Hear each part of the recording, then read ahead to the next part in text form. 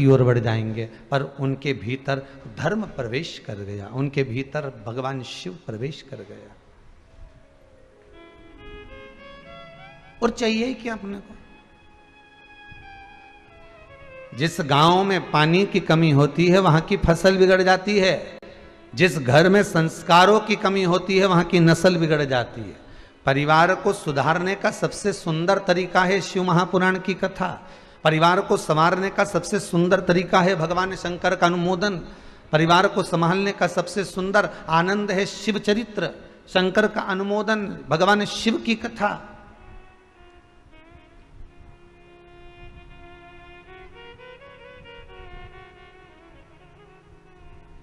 आप उस देवाधिदेव महादेव को अपनी चित्तवृत्ति में बिठाओ तो, पर विश्वास रखकर बिठाना, भरोसा रखकर बिठाना।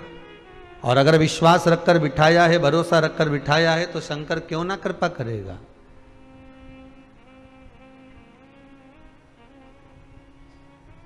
क्यों ना कृपा करेगा।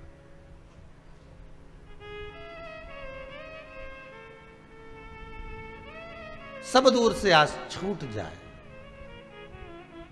हर व्यक्ति से आशा जब समाप्त हो जाए और लगने लगे कि अब कोई साथ देने वाला नहीं है, आंखों में अश्रु आपके अगर आ रहे हैं,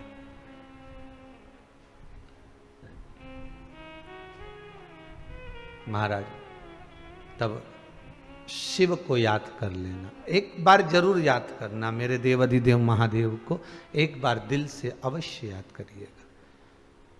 अश्रु आंसू किसके निकलते?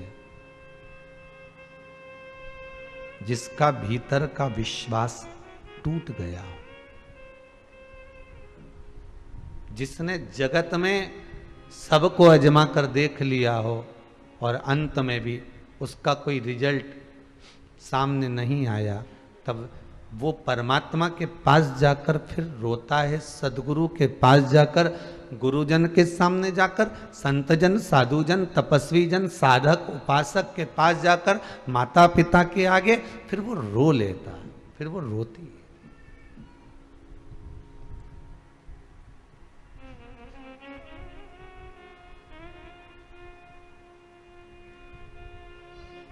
अश्रु को बुलाना नहीं पड़ता, आंसुओं को बुलाना नहीं पड़ता। आंसू तो आपकी भक्ति जो होती है, आंसू तो जो आपका विश्वास है, आपकी जो दृढ़ता है, आपका जो भरोसा है, आपका जो परमात्मा के चरणारविंद में जो रस तत्व, जो चित्त वृत्ति आपकी भगवान में जो जुड़ी हुई है, बस वो नैनों से झलकने लगती है।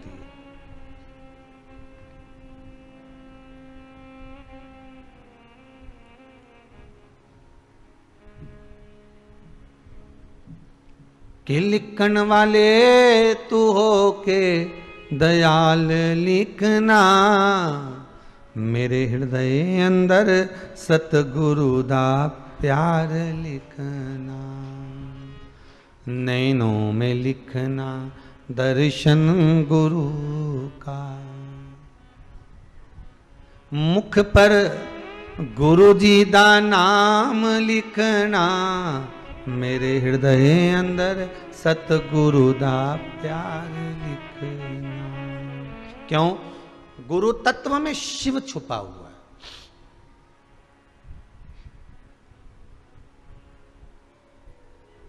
गुरु तत्व में शंकर छुपा हुआ है। किसी ने एक प्रश्न किया था, हम गुरु पूर्णिमा पे गुरु मंत्र नहीं ले पाए और हमारा कोई गुरु नहीं है और हमारी अवस्था हो गई 72 साल की, अब बताओ हम मर गए तो हमें गुरु मंत्र चाहिए, हमें गुरु मंत्र दो। हम कहे माँ हाथ जोड़ के निवेदन है, कोई भी गुरु मंत्र देने वाला होता तो गुरु पूर्णिमा पे देता होगा।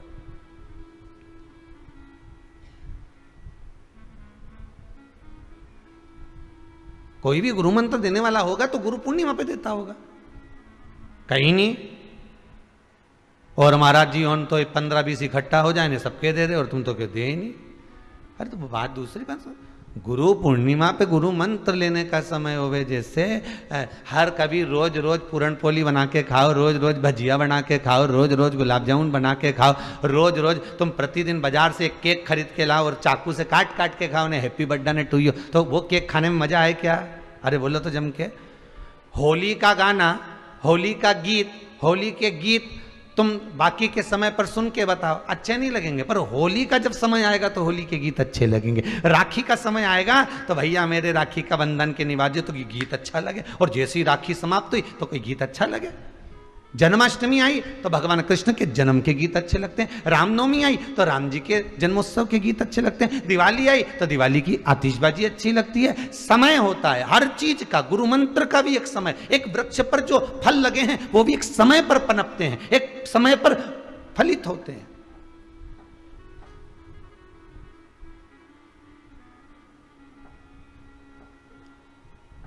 अरे राशन की दुकान पे राशन लेने जाओ, कंट्रोल की दुकान पे से चावल और गेहूं लेने जाओ, परमिट दिखाओ, उसके बाद भी वो के टाइम पे आना, 10 बजे से 5 बजे तक खुले हो और रविवार के बंद रहे।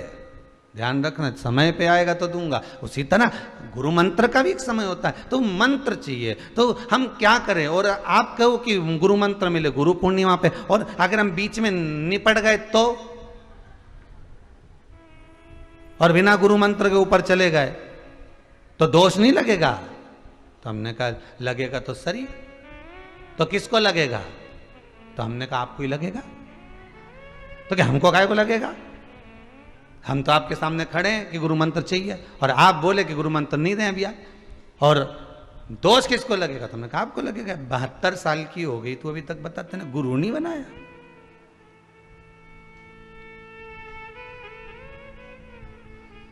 गुरु जी पूछो ही मती तुम तो मेरी। हमारा पति कभी भजन में नहीं जाने दे, कीर्तन में नहीं जाने दे। तुमने कहा भजन गाने का मना करता है क्या? अब क्या बताएं, हम वो नहीं गान दे न जान दे, तो भजन से क्या तकलीफ उसको?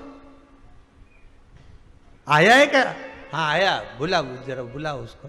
तो आया, क्यों भाई तेरे को भजन से क्या तकलीफ है, क्या दिक्कत? बस नहीं जानता।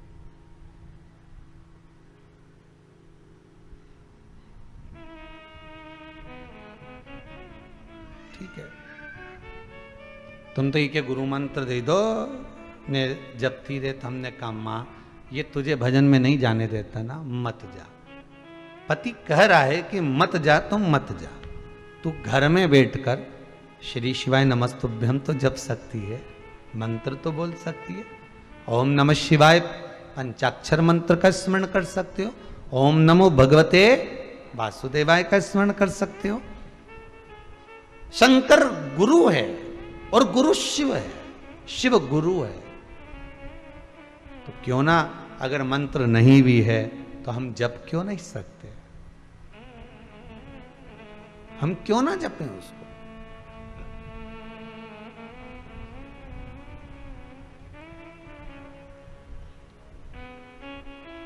जिस माला को जपकर मीरा तर गई, जिस माला को जपकर नामदेव जी तर गए, जिस माला को जपकर रामकृष्ण परमहंस जी तर गए, जिस माला को जपकर स्वयं हनुमान जी तर गए, तो ये माला कोई सहज होगी? सहज होगी? माला जपी थी मीरा जी ने,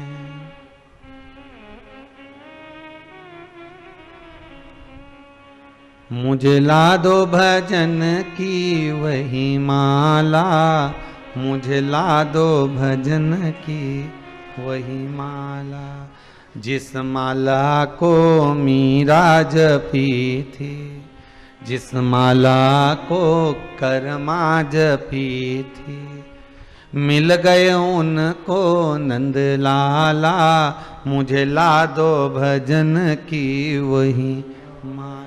जिस माला को मीरा ने, कर्मा ने, नामदेव ने, ध्रुव ने, प्रहलाद ने ना जाने कितनी बार जपा, और जपते जपते उन्हें भगवान मिल गए, तो वो माला मैं भी तो जपूं। भगवत स्मरण की वो माला मेरे को जपना है, नाम स्मरण की वो माला मैं जपूं, और नाम स्मरण में इतना डूब जाऊं कि भगवान मुझे मिल जाए। तो हमने कहा माता जी आपको अगर मंत्र लेना है तो उस मंत्र को तो आप समय पर लीजिए, पर एक मंत्र शंकर का जपते रहो, राम का, कृष्ण का, किसी का नाम जपते रहो। एक मंत्र के पीछे अगर आप पड़ गए, एक मंत्र को अगर जपते रहे तो यह पक्का है कि तुम्हारे सुख में और तुम्हारे दुख में वो परमात्मा आकर खड़ा हो जाएगा। कोई आए ना आए पर वो जरूर आए। उसको बुलाना पड़ने के लिए केवल मंत्र का जाप करिए।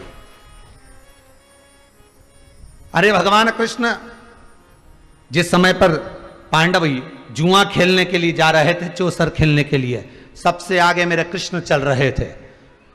युधिष्ठिर जी ने अर्जुन से कहा भगवान जा रहे हैं आगे आगे, अच्छा लगेगा इनके सामने जुआ खेलेंगे, क्या करें? कह दो भगवान से कि आप अंदर मत जाना।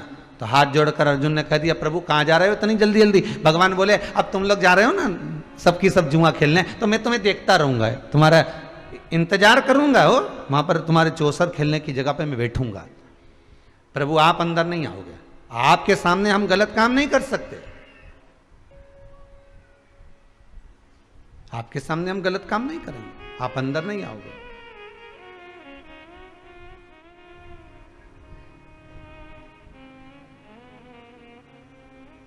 आप अंदर नहीं प्रवेश करोगे।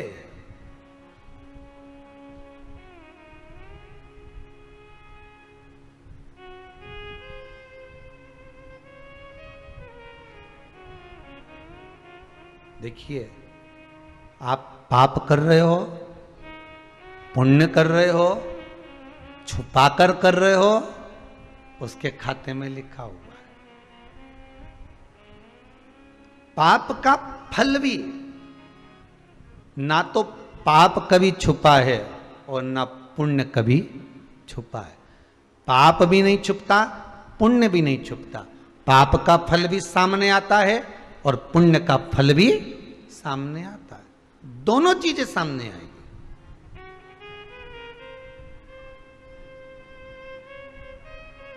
भले आप वो कहते हैं ना वो मोबाइल में एक वो होता है, वो क्या स्टेटस डालते हैं ना, ऐसा कुछ है ना, या मैसेज डालते हैं, और उसमें व्हाट्सएप पे कई लोगों ने ऐसा ऐसा फंक्शन जोड़ के रखा रहता है कि वो देख भी ले तो भी टिक नहीं आए, ठीक है, देख ही नहीं रहे।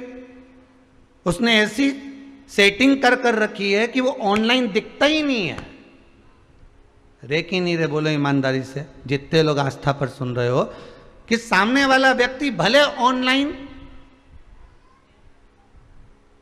वो रे चाहे नहीं रहे, क्योंकि उसके भीतर हो सकता है कपट हो, उसके भीतर छल हो। छुपाता वही है जिसके भीतर कपट होता है, छुपाता वही है जिसके भीतर छल होता है। नहीं तो ब्लू टिक से क्या होता है? उसी तरह तुम पाप पुण्य कितना भी छुपा लो, पर मेरा भोलेनाथ तो 24 घंटा ऑनलाइन रहता है, 24 घंटा, हर पल हर घड़ी हर क्षण मेरे शंकर ऑनलाइन है, हर पल हर घड़ी हर क्षण। तुमने क्या करा, क्या धरा, क्या कर रहे हो, कितना पुण्य कितना पाप तुम छुपा सकते हो केवल व्हाट्सएप पर, तुम छुपा सकते हो केवल स्टेटस पर, तुम छुपा सकते हो केवल फेसबुक पर, तुम छुपा सकते हो केवल गूगल पर उस परमात्मा से नहीं छुपा सकते। उसकी दृष्टि सबके सम्मुख है। किससे छुपा रहे हो? पाप तुम किससे छुपा रहे हो? झूठ तुम किससे छुपा रहे हो? छल तुम किससे छुपा रहे हो? बेईमानी तुम किससे छुपा रहे हो? कपट तुम किससे छुपा रहे हो? उससे नहीं छुप सकता। वो तो पैदा करते ही तुमको एक सिम ऐसी फिट कर देता है कि तू कहीं पे भी जाए तेरे सामने वो कैमरा लगा रहता है, कहीं पे भी जा, तेरी मस्ती में तू कहीं भी रहे। जब हिसाब करता है नहीं ऊपर, तब ऐसा रोए जीव, इतना रोए मैंने तो ये काम करिया ही नहीं, मैंने तो ये बोलिया ही नहीं। तो चित्रगुप्त महाराज बोले ला रे जरा वो हेड के ला, तो वो कैमरा लगाया तो ला जरा दिखा इसको करिया कि नहीं करिया, अभी मालूम पड़े। तो तुम्हारे झूठ से तुम्हारे कपट से क्या हो? तुमने कितना पाप करा, कितना पुण्य करा, मालूम उसको है। तुम्हें कुछ नहीं मालूम, तुम तो करने के बाद भूल जाते हो, तुम तो कहने के बाद भूल जाते हो, पर वो हिसाब रखता है। तूने गाय को रोटी दिया, हिसाब उसके पास जुड़ा। तूने एकादशी के दिन भोजन कराया, उसका हिसाब जुड़ा। तूने पुण्य करा, तूने प्रदोष का व्रत रखा। दुनिया के लोग हिसाब रखे कि नहीं रखे पर मालूम नहीं। तुमने जन्म से लेकर अभी तक कितने सोमवार के व्रत करे, तुमने जन्म से अभी तक कितने गुरुवार के व्रत करे, तुमने जन्म से अभी तक कितने पशुपति व्रत करे, ये तुमको मालूम नहीं है, पर उसके पास में एक एक व्रत का हिसाब मिलेगा। इसने सोमवार का ये व्रत करा था, अच्छा ये सोमवार का व्रत करी थी, शंकर जी के मंदिर गई थी पूजन करने, तो वहां से गिलकी खरीद के लाई थी, भिंडी खरीद के लाई थी। जब ये मंदिर गई थी तो साथ में खाली झोला लेके गई थी कि मंदिर का मंदिर हो जाऊंगी और साथ में बाजार करके आ जाऊंगी। मतलब मंदिर तो इसका लक्ष्य था, पर इसको बाजार घूमने जाना था। तो भगवान ने कहा पुण्य कैंसिल करो, क्योंकि मेरे लिए नहीं आई थी, ये तो भिंडी खरीदने आई थी। अब तुम तो कितनी समझदार, जूड़ा मुड़ा बांध के झोला लेके वहीं से जाऊंगी, दर्शन का दर्शन कर लूंगी, भगवान से विनती कर लूंगी और वहीं से सब्जी लेके घर आ जाऊंगी। अब तुमने ये चीज तो भगवान के मंदिर जाने की सोची, अब तुमने एक चीज और क्यों नहीं सोची कि शाम के रिसेप्शन में जाऊंगी, किटी पार्टी में जाऊंगी, या उसके जन्मदिन पे जाऊंगी, तो फिर मैं सब्जी खरीदती आ जाऊंगी, तब ले जा झोला। नहीं, बढ़िया जोरदार साड़ी वाड़ी ने डब्बा बब्बा भर के नहीं, नीली पीली होके जाए और जोरदार झामर झुमका पहन के जब जाए, और जाने के बाद एक खाली झोला साथ ले जा, फिर कहीं जाए। अरे बोलो तो नहीं जाए, फिर जाए झामर झुमका पहन कर, चबड़िया जोरदार या किली पिली फंसा के, ऐसा गुलदस्ता जैसा बाल करके, फिर जाके बता दे, फिर वो जाए तो बता, फिर तो वहीं जाए। कहां? वही गोलगप्पा, फिर वहीं जाए। फिर वो सब्जी लेने जाए क्या, ऐसी जोरदार तैयार मैयार होके, और पति कह दे कि अब अपने यहीं से तो निकल रहे, शादी में जा रहे हैं, एक काम करें अपन आधा किलो भिंडी खरीदते वो चल। तुम्हें अक्ल मक्ल है कि नहीं थोड़ी बहुत? मैं ऐसी जोरदार तैयार हुई, सब्जी मार्केट ले जा रहा, मेरे को मेरी इज्जत मिज्जत है कि नहीं कुछ? 4 घंटा तो मैं पटरी जमाने में हो गया और तुम मुझे सब्जी खरीदने जा रहे। तो फिर कल सब्जी नहीं है एक भी, सब्जी क्या बनाएंगे? मैं तो दाल बना लूँगी, तुम चुपचाप चल चलो, तुम तो चलो। बताओ, मान नहीं जाऊँ तो दाल। अब कितनी बड़ी बात कि तुम तुम्हारे रिश्तेदार के शादी में जाऊँ तो सच धज के एक बार, फिर उसके चक्कर में तुम किसी के यहाँ नहीं जाओ, और मंदिर जाओ तो क्या सब्जी खरीद लाऊंगी? आती आती दूध की थैली ले आऊंगी, आती आती आधा किलो में बेसन ले आऊंगी। मतलब भगवान के यहाँ जा रही है तो बहाने बना के जाए भगवान के। अरे मेरी हो करा, शंकर भगवान के मंदिर में श्रीफल क्यों नहीं फूटता? शंकर जी के मंदिर में नारियल क्यों नहीं फोड़ा जाता? क्योंकि शंकर को अधूरा नहीं चाहिए, शंकर को पूर्ण चाहिए। चावल भी देना तो एक दाना देना, भले आखा देना पर टूटा मत देना। बेलपत्री देना एक देना पर खंडित मत देना। फूल देना एक देना पर मुरझाया मत देना। फल देना एक देना पर बेकार मत देना। मिठाई देना एक देना पर बेकार मत देना। भगवान कहते हैं मुझे जो दे वो पूर्ण देना। इसलिए शंकर जी के मंदिर में नारियल नहीं फूटता, क्योंकि उनको पूर्ण चाहिए, उनको पूरा चाहिए। पर हम भगवान शंकर के मंदिर में जाते हैं, अधूरे जाते हैं। जाती जाती सब्जी खरीद लूंगी, मतलब आधा पुण्य आधा पाप। जल्दी जल्दी में यह काम कर लूंगे, मतलब मंदिर तो जा ही रही हूं, साथ में यह काम करते हुए चले जाऊं। कुछ नहीं मिलेगा भेरू सिंह, लिख के रख ले। कहीं नहीं मिले रे भेरू, कहीं नहीं मिले। हिसाब लगा कर रखी है, कहां से प्राप्त होगा? और हिसाब लगाया मैंने तो इतना पुण्य करा। अरे भले तुम कितना भी छुपा के रख लो, पर वो तो पूरा ऑनलाइन है रे, एक एक चीज का हिसाब रखेगा। तुम्हारी ब्लू टिक से क्या होगा? कहीं नहीं, कुछ नहीं हो, सब ज्ञात। वो एक कंजन कौन सा नाटक आता था, हमको सब पता है, उसमें वो एक ही बात कहता था, हमको सब पता है। बस यही बात जान के रख लो, शंकर जी के सब पता है। तुम्हारा पुण्य भी, तुम्हारा पाप भी, तुम्हारा भजन भी, तुम्हारा दान भी, तुम्हारा सत्कर्म भी, तुम्हारा स्मरण भी वो देता। तेरा ही दिया मैंने खाया पिया है, तेरा शुक्रिया है, तेरा शुक्रिया। कितना ही छुपा लो, पाप कितना ही छुपा लो, पाप कभी नहीं छुप सकता। पुण्य करने वाले का पुण्य कभी नहीं छुप सकता।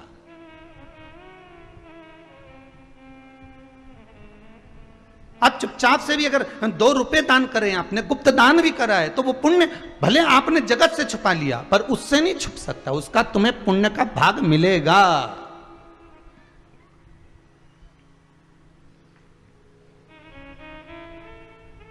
व्रत में बहुत चीजों का ध्यान रखना पड़ता है जीजियों। जितने लोग व्रत शिव महापुराण की कथा को सुन रहे हैं, मेरा करबद्ध हाथ जोड़ के निवेदन है कि उपवास को उपवास मत करो, उपवास को उपहास मत करो। व्रत अगर आप कर रहे हो तो उसके पूर्ण नियम धारण करो। जिसका व्रत करो उसके पूरे होकर रहो। व्रत का मतलब ही यही है। एक प्रश्न है,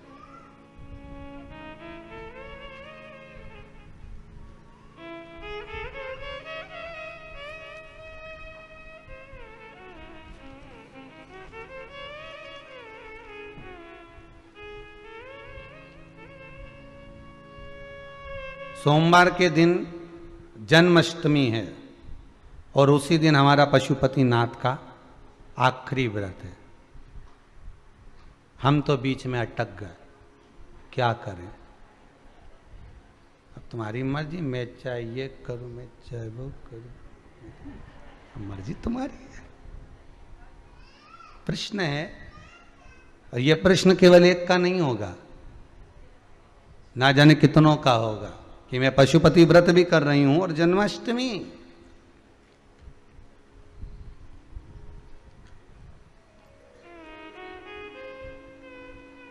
जन्माष्टमी,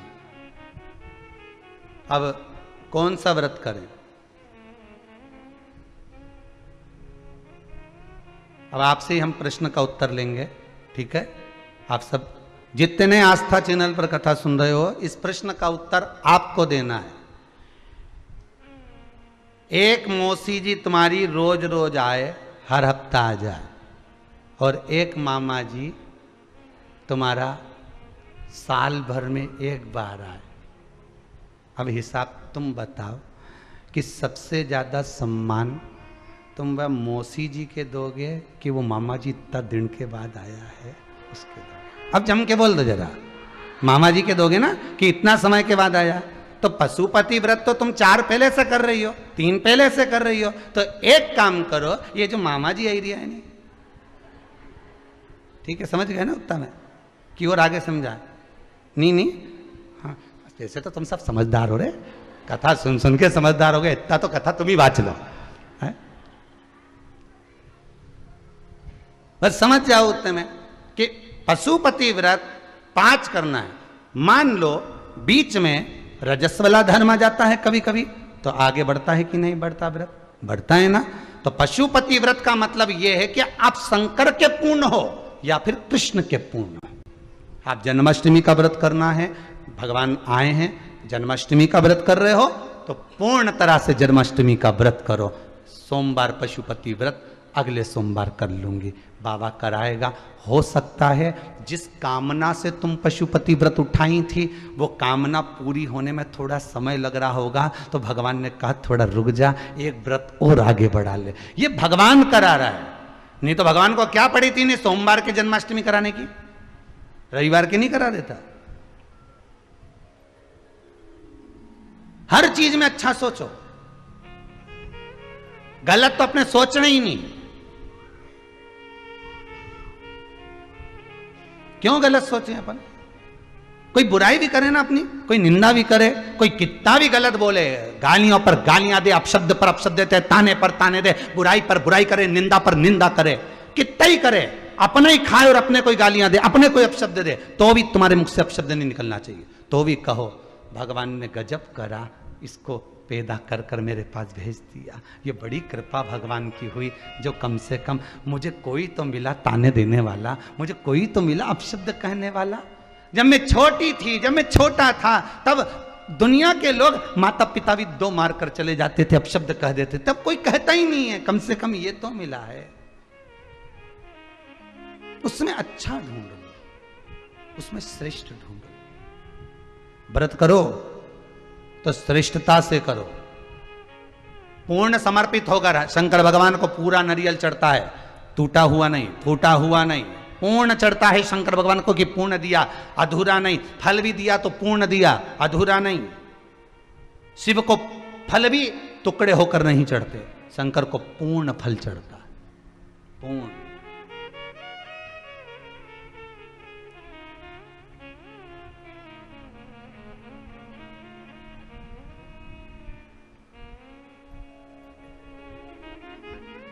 अरे राजा जरासंध के जो पिताजी थे, शंकर के बड़े भगत थे। कथा का ध्यान करिएगा, भागवत जी में सुना है ना। जरासंध कैसे मारा था? एक तिनके के टुकड़े कर कर फेंके, भीम ने देखा बीच में से, जरासंध का पिता, राजा जरासंध के पिता बड़े भगवान शंकर के भगत थे, शिव के भगत। उनकी 2 धर्म पत्नियां थीं, पर संतान नहीं थी। एक दिन शिव की आराधना कर कर आ रहे थे, शंकर ही गुरु का रूप रख लिया। अभी आपको कथा में कहा था, शिव गुरु है, गुरु शिव है। अगर गुरु ने कह दिया कि बाबा कृपा कर दिया, 2 महीना 3 महीने में तेरा ये काम हो जाएगा, शंकर ने करुणा कर दी, आशीर्वाद मिल गया, तो वचन पर विश्वास करो कि वो बोला है तो शंभु ही बोला है, और शंभु बोला है तो गुरु ही बोला है। वो गुरु, वो शिव शंकर के मंदिर से आ रहे थे, राजा जनक जरासंध के पिता। संतान नहीं थी,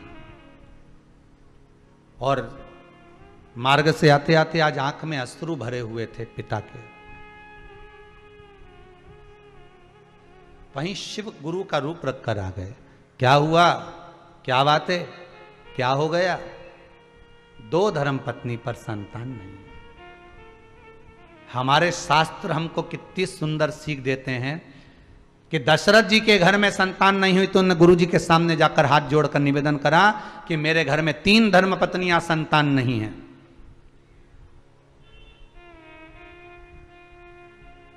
नंद बाबा के यहां संतान नहीं तो उन्होंने श्रावणी करने पधारे ब्राह्मणों से निवेदन करा, संतों से निवेदन करा कि मेरे घर में संतान नहीं है। और एक हमारे संतान नहीं, या कोई तकलीफ है, या कोई कष्ट है, या कोई बीमारी है, या कोई रोग है, तो हम गुरु से नहीं कहते, हम गुरु के पास जाकर नहीं कहते। हम तो सबसे पहले ये जो ढोंग करने वाले होते हैं, प्रपंच करने वाले होते हैं, ये जो तुम्हें लूटने वाले होते हैं कि आओ और देकर जाओ, जो तुम्हें लूटते रहते हैं दिन रात, मैं तेरे को ये बना कर दे दूंगा, मैं तेरे को ये डोरा दे दूंगा, मैं तेरे को भभूति दे दूंगा, मैं तेरे को ये प्रदान कर दूंगा, तुम बस ले जाना, फेंक देना, ऐसा हो जाएगा। तो ये हम केवल बर्बाद हो रहे हैं।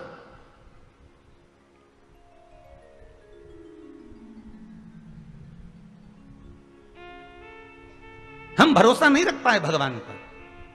एक बार गुरु के सम्मुख में, एक बार परमात्मा के सम्मुख में, एक बार मेरे ओघड़ी दानी मेरे शंकर के सामने जाकर कहो तो जरासंध के पिता जब लौट कर आ रहे थे, शिव सामने आकर पूछ लिए, क्यों, क्या बात है, तुम मंदिर से आ जा रहे हो? मंदिर जाते समय और मंदिर से आते समय आंखों में अश्रु नहीं होना चाहिए। भगवान को तकलीफ होती है कि ये मेरे पास आकर रो रहा है, इसको क्या हो गया, इसका दुख कटा, तब तो ये मंदिर आया है। व्यक्ति गुरु के दरवाजे, मंदिर की चौखट पर या परमात्मा के दर्शन करने तब पहुंचता है, किसी अच्छी जगह पर भगवत भजन की जगह पर तब पहुंचता है, शिव महापुराण में, राम कथा में, भागवत कथा में व्यक्ति तब पहुंचता है जब उसका दुख भगवान काटना प्रारंभ कर देता है कि अब इसका दुख कटना प्रारंभ हो गया। अगर मंदिर जा रहे हो, देवालय जा रहे हो, कथा में जा रहे हो, सत्संग में जा रहे हो, भगवान की कथा में पहुंच रहे हो, तो समझ लेना कि भगवान ने अब तेरा दुख काटना प्रारंभ कर दिया। तो जैसे जैसे चलकर जा रहा है, जैसे जैसे अनुमोदन कर रहा है, जैसे जैसे स्मरण कर रहा है, वैसे वैसे तेरा दुख कटते चले जा रहा है। आपको अगर भगवान बुला रहा है, भगवान अपने पास बुला रहा है, भगवान के करीब में वही जाता है जिसका दुख कट रहा होता है।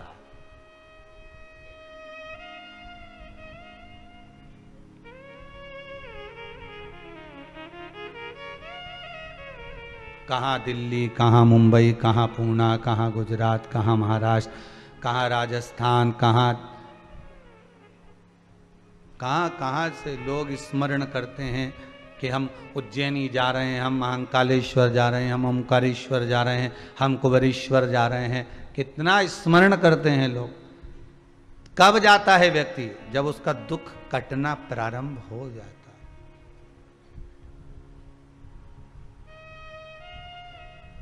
है। दुख कटना प्रारंभ हो गया मतलब भगवान ने तुम्हें याद किया। याद किया मतलब दुख कटेगा, ये पक्का है। भगवान को आखा दो, श्रीफल दिया, आखा दिया, फल दिया, आखा दिया। अब जरासंध के पिता जब लौट कर आ रहे थे तो पूछ लिया, तुम रो क्यों रहे हो, तुम्हारे रोने का कारण क्या है? जरासंध के पिता ने कहा, आज मैंने संतान के लिए जो व्रत करा कि मेरे घर में औलाद नहीं, संतान नहीं, मेरी दोनों धर्म पत्नियां घर पर इंतजार कर रही होंगी, मेरे अन्न का भाग नहीं खाया, केवल फल का आहार मुझे करना है, मेरे घर में संतान नहीं है। शंकर भगवान जो गुरु का रूप रख कर आए थे, उन्होंने कहा, काहे को टेंशन लेता है, काहे को चिंता करता है, क्यों चिंता कर?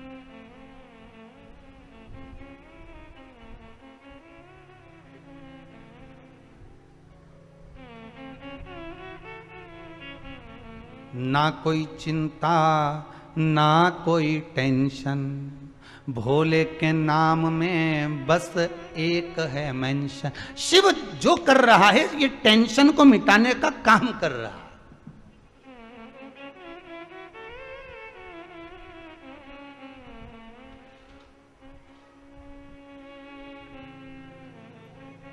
शिव चिंता मिटा देता है।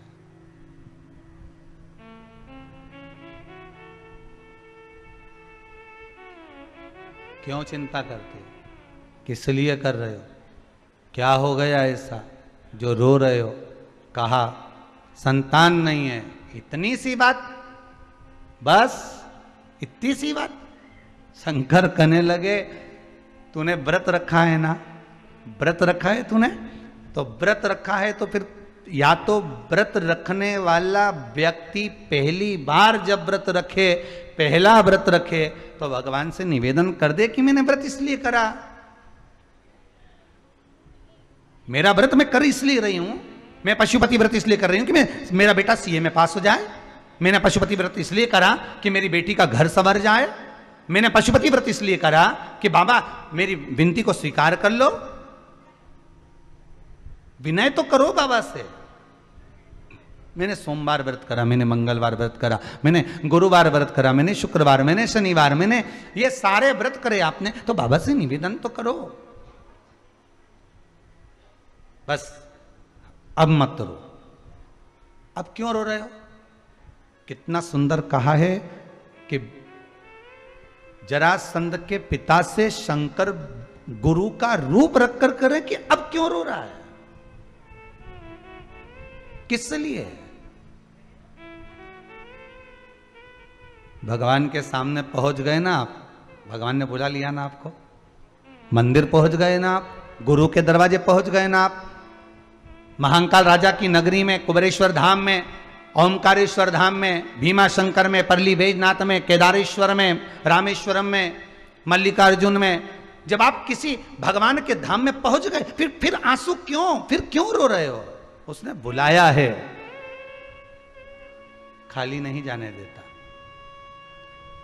एक हम सहज भाषा में कहें, आपको इससे भी सरल भाषा में आपको अगर समझ में आ जाए, गाय जब वो पोटा करती है ना, गाय जब गोबर करती है, गोबर जब जमीन पर गिरता है ना, उठाते हैं ना, तो उसमें धूल लग जाती है, उसमें मिट्टी लग जाती है। उसी को समझ लो, गाय पोटा करती है तो धूल लेकर उठती है, उसी तरह भक्त भगवान के पास बैठता है तो सुख लेकर उठता है, दुख नहीं लेकर उठता।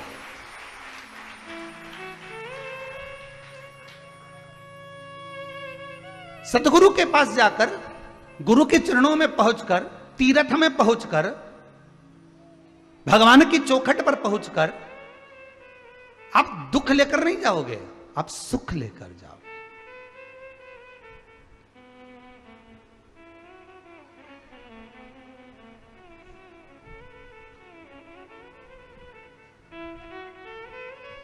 नहीं कोई संगी, नहीं कोई साथी, कोई नहीं, केवल एक तू ही है। आप अगर आकर गिरे हो, आप आकर अगर बैठे हो, आप आकर अगर भगवान की चौखट पर पहुंचे हो, आप अगर उसके सामने दंडवत कर रहे हो, प्रणाम कर रहे हो, उससे विनती कर रहे हो, आस्था चैनल के सामने, टीवी के भी सामने बैठे हो, मोबाइल पर भी अगर कथा सुन रहे हो, फेसबुक यूट्यूब पर भी कथा श्रवण कर रहे हो, तो आप इस दिल से नमन करना उस शंभु को, उस कुबेरेश्वर धाम को, मेरे बाबा देवाधिदेव महादेव को, कि तेरे बल पर इस कथा को सुन रहा हूं, इतना विश्वास रखकर कथा सुन रहा हूं। रोज सीवर वाला महाराज कहता है, शंकर पर भरोसा रखो। बाबा मैं इतनी दूर नहीं जा सकती, पर अरदास तो कर सकती हूँ, नमन तो कर सकती हूँ, तुझे कह तो सकती हूँ, तुझे बोल तो सकती हूँ कि तू अब मेरी विनती को स्वीकार कर लेना। जब तू देगा तब मैं दौड़कर उस कुबेरेश्वर धाम में पहुंच जाऊंगी। बस एक बार मेरी मनोकामना पूर्ण कर दे, आऊं मैं, आऊं। आज कोई माता जी आई थी मिठाई का डब्बा लेकर, कह रही थी गुरुदेव जिस कार्य के लिए मैं पहले आई थी मेरा वो कार्य हो गया, अब काय के लिए आई? कहाँ? जबलपुर से थी शायद, बैठी होगी कहीं ना कहीं। कहाँ? हाँ ये कहाँ से आई हो? जबलपुर से। जिस कार्य के लिए आई थी मेरा कार्य पूर्ण हो गया, अब केवल आई हूं तो केवल कथा लेने के लिए आई हूं, मुझे कथा चाहिए। ये बाबा की कृपा है। बैठो बहन बैठो, ये बाबा कृपा करने वाला, ओघड़ी दयालु दातार करुणा सागर है। वो सहज नहीं है महाराज, देने वाला वो दे रहा। विश्वास है तो मेरा शंभु है, विश्वास नहीं तो शंभु भी नहीं। मानो तो मैं गंगा माहूं, ना मानो तो बहता। आप तो टीवी के सामने भी बैठे हो ना भाई, आप तो मोबाइल पर भी कथा सुन रहे हो ना मेरी बहनों, मेरे भाई। जितने लोग दिल से कथा सुन रहे हो ना, अपना जानकर, शंकर को अपना मानकर कथा सुन रहे हो ना, दिल से अगर सुन रहे हो ना, तो मोबाइल पर, टीवी पर वो आपकी मुराद, क्योंकि कहीं पर भी बैठकर नाम जपो, खबर उसको पहुंच जाती है। ये गुजराती व्यक्ति गुजराती भाषा में बोलता है, मराठी व्यक्ति, जम के तो बोलो, मराठी भाषा में बोलता है, तमिल का तमिल में बोलेगा, साउथ का साउथ की भाषा में बोलेगा, सब अपनी अपनी भाषा में बोल रहे हैं। तो क्या भगवान, विचार तो करो कितना पढ़ा लिखा होगा। तुम तो 2-4 जगह की भाषा ही नहीं जानते होगे, जानते भी होगे तो 2-4-8 जगह की जानोगे, 10 जगह की जानोगे, पर कितनी भाषा, कितनी। चींटी भी बोल रही है तो वो सुन रहा है, चींटा भी बोल रहा है तो वो सुन रहा है, हाथी भी बोल रहा है, हाथी चिल्लाया, आवाज लगाई तो भगवान गरुण लेकर पधारे। बोलो सही है कि गलत है? हाथी भी बोल रहा है तो वो सुन रहा है, गरुण पक्षी बोल रहा है तो वो सुन रहा है, नंदी बोल रहा है तो वो सुन रहा है, हाथी बोले तो वो सुन रहा है, वो उसको सब भाषा आती है। आप कहीं पर भी जाकर किसी भी रूप में विनती करोगे वो स्वीकार कर लेगा, स्वीकार कर लेगा।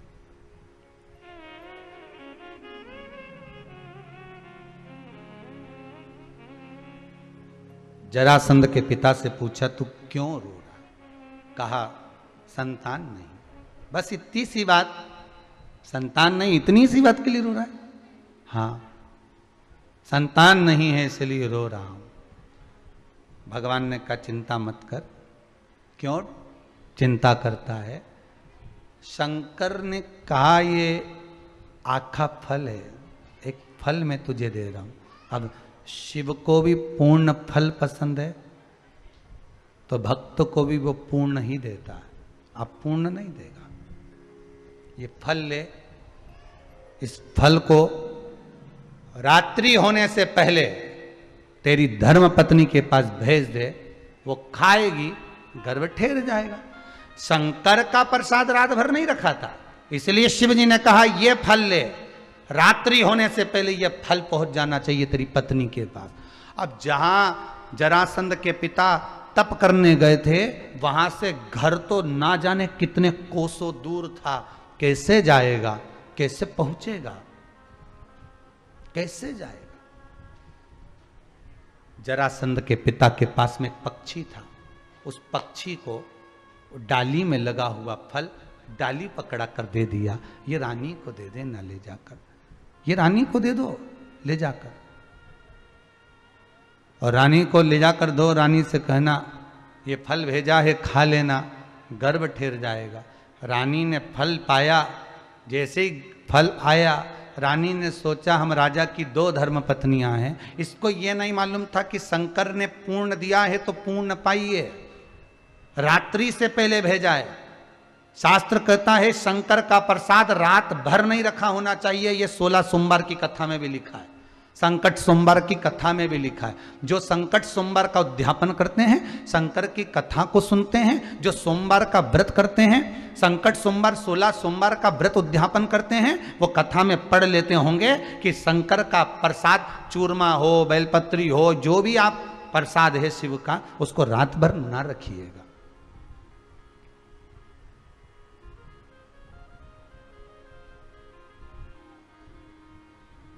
केवल शिव महापुराण की बेलपत्र, वो भी विराम के दिन की। कौन से दिन की? समापन के दिन की। वो जब मिलती है तो वो भले तुम जिंदगी भर लाल वस्त्र में रखो, वो संपदा बढ़ाती है। ये शिव महापुराण में वर्णित है, वो है संपदावान। तुम रुका जी के शंकर भगवान से क्या कहा था तुम रुका जी ने कि आप कुछ देना चाहते हैं तो अपने मस्तक पर चढ़ी हुई बेलपत्र इस शिव पोथी को दे दो। ये शिव पोथी की बेलपत्र संपूर्ण जगत का कल्याण करेगा, संपूर्ण जगत का कल्याण। बाकी के दिनों की बेलपत्र तो औषधि के लिए खाई जाती है, रात्रि से पहले, रात्रि हो उससे पहले उसको पाया जाता है। पर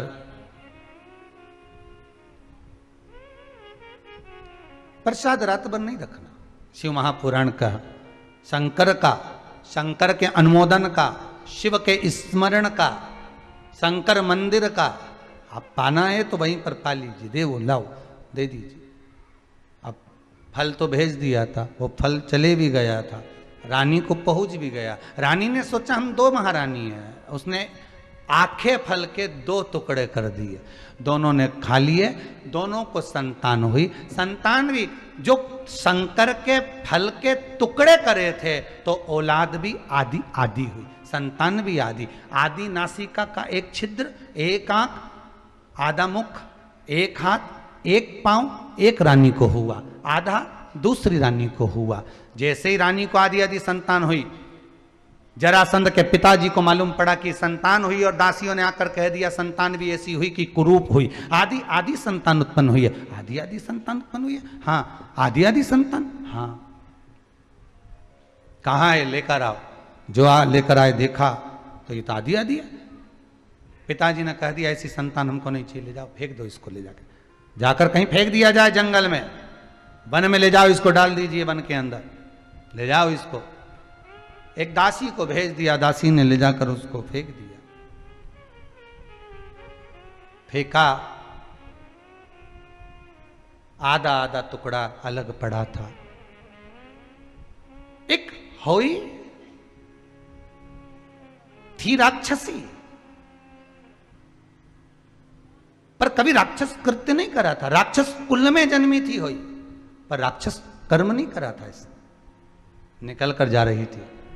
इसकी शिव भक्ति बड़ी प्रबल थी, इसकी तप साधना बड़ी प्रबल थी। इस होई राक्षसी ने दोनों बच्चों को देखा तो अलग अलग थे।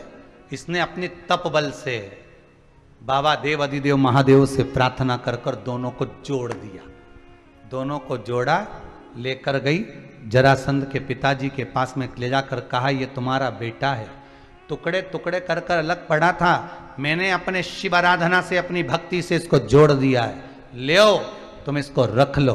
पर एक बात याद रखना राजन, तुम्हारे पुत्र को मैंने जोड़ा है, इसको कोई मारेगा तो ये मरने वाला नहीं है, पर बीच में से फाड़ कर अगर भाग अलग कर दिया जाएगा तो ये मर जाएगा। जरासंध को बार बार जोड़ा, फिर जुड़ गया, फिर फाड़ा, फिर जुड़ गया। तब भगवान ने तिनका तोड़कर भाग विभाजित करे। तब भीम ने देखकर जरासंध के बीच में से फाड़ कर भाग विभाजित कर कर फेंके थे, फिर जीवित नहीं।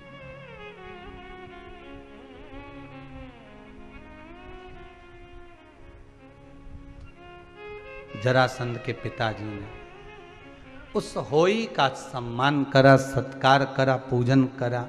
वही होई मरे हुए पुत्रों को जीवित करने लगी, इसलिए वो होई माता हो गई, अहोई अष्टमी हो गई, जिसका व्रत माताएं करती हैं। अहोई अष्टमी का माताएं भी व्रत धारण करती हैं, अहोई अष्टमी का, फिर वो अहोई अष्टमी हो गई। उसका व्रत माताएं धारण करने लगी, उसका पूजन, व्रत, साधना, तप करने लगी।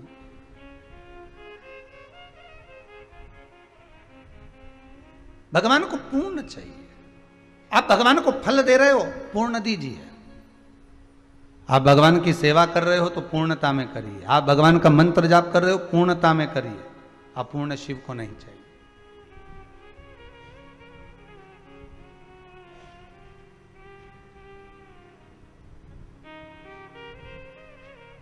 पूर्ण चाहिए।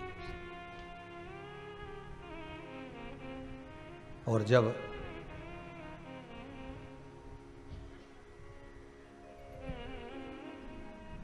पूर्ण भरोसा लेकर, पूर्ण विश्वास लेकर आप शंकर के द्वार जाते हो तो शिव पूर्णता में ही देता है।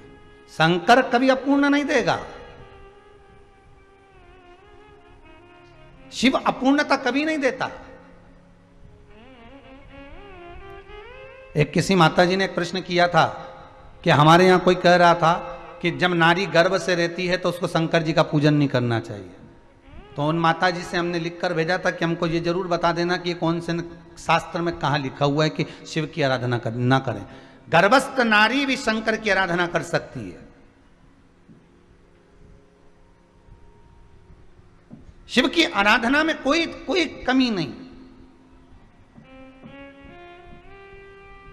शिव की भक्ति में कोई कमी ना रहे। साहब, शिव महापुराण तो यहां तक कहती है कि कोई बड़ी से बड़ी बीमारी हो गई, डॉक्टर अपना काम करे, औषधि दे, दवाई दे, गोली दे, वो अपनी जगह पर है। पर तुमको अगर रोग हो गया, तुम पलंग से उठ भी नहीं सकते, तो भी पड़े पड़े ही जप लो श्री शिवाय नमस्तु। पड़े पड़े जप लो ओम नमः शिवाय। पड़े पड़े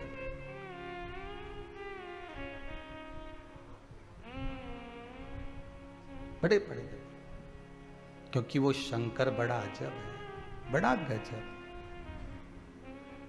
अजब है भोलेनाथ ये दरबार तुम्हारा, दरबार तुम्हारा।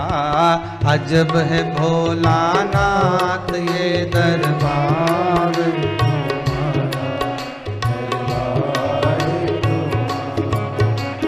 अजब है भोलानाथ ये दरबार तुम्हारा, दरबार तुम्हारा। अजब है भोलानाथ ये सब गाइए, दरबार तुम्हारा, दरबार तुम्हारा। भूत प्रेत नित करे चाकरी, सबका यही गुजारा। भूत प्रेत नित करे चाकरी, सबका यहाँ गुजारा। ओ अजब है भोलानाथ ये दरबार तुम्हारा, दरबार तुम्हारा। अजब है भोलानाथ ये दरबार, आओ सही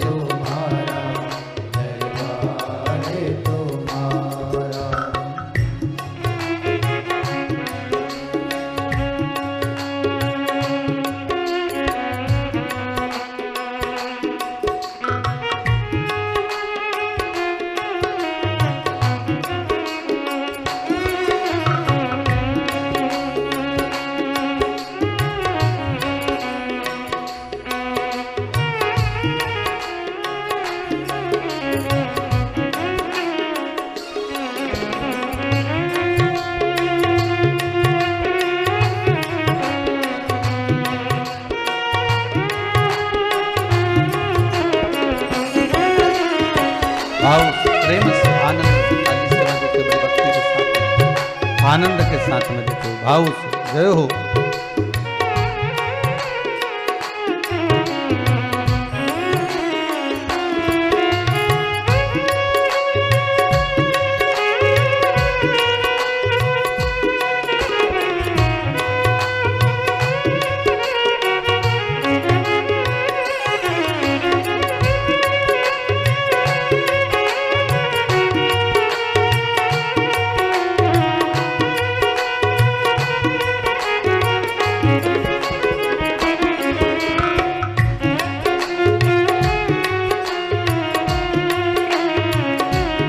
शंभो हे शंकर हे त्रिकालदर्शी।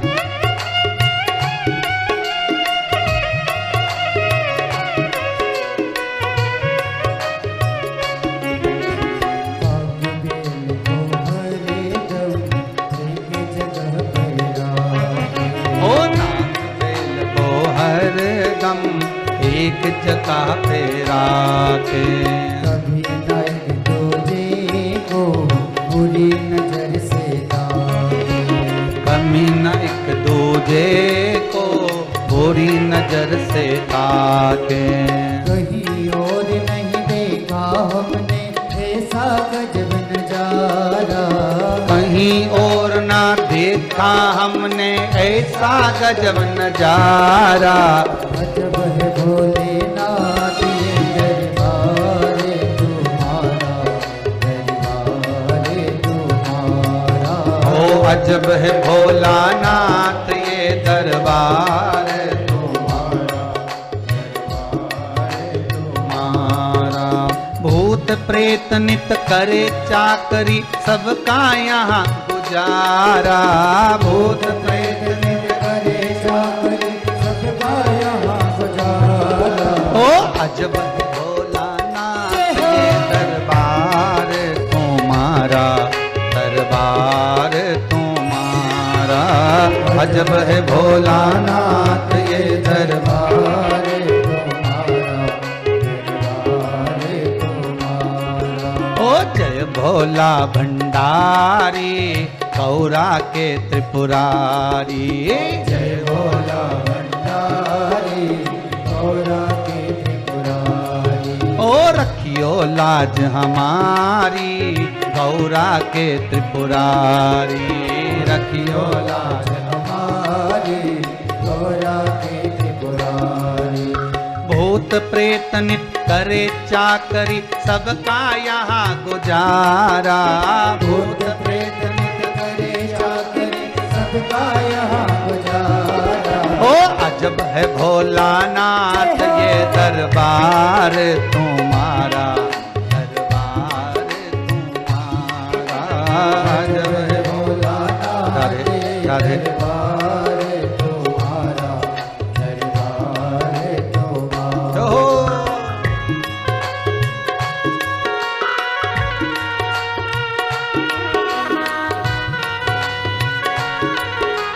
हरि बोल।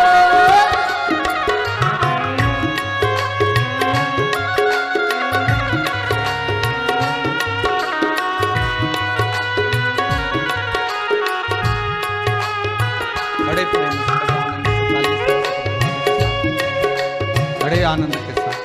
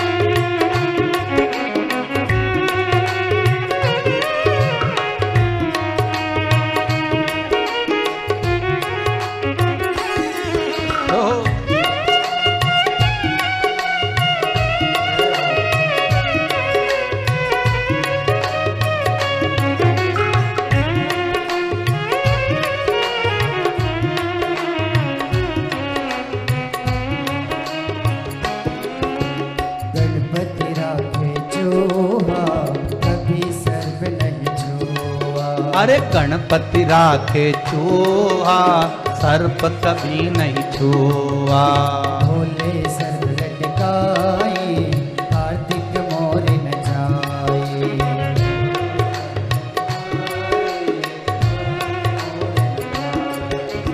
आज का कानून नहीं है तेरा अनुशासित है सारा। आज का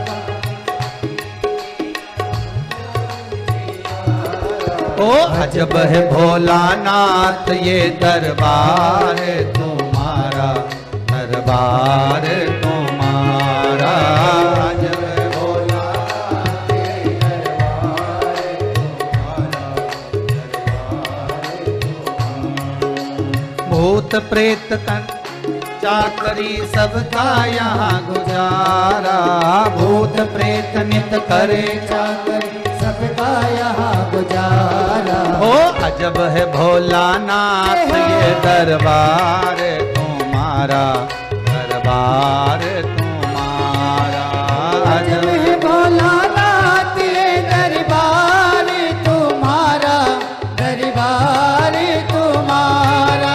ओ अजब है भोलानाथ ये दरबार तुम्हारा, दरबार तुम्हारा।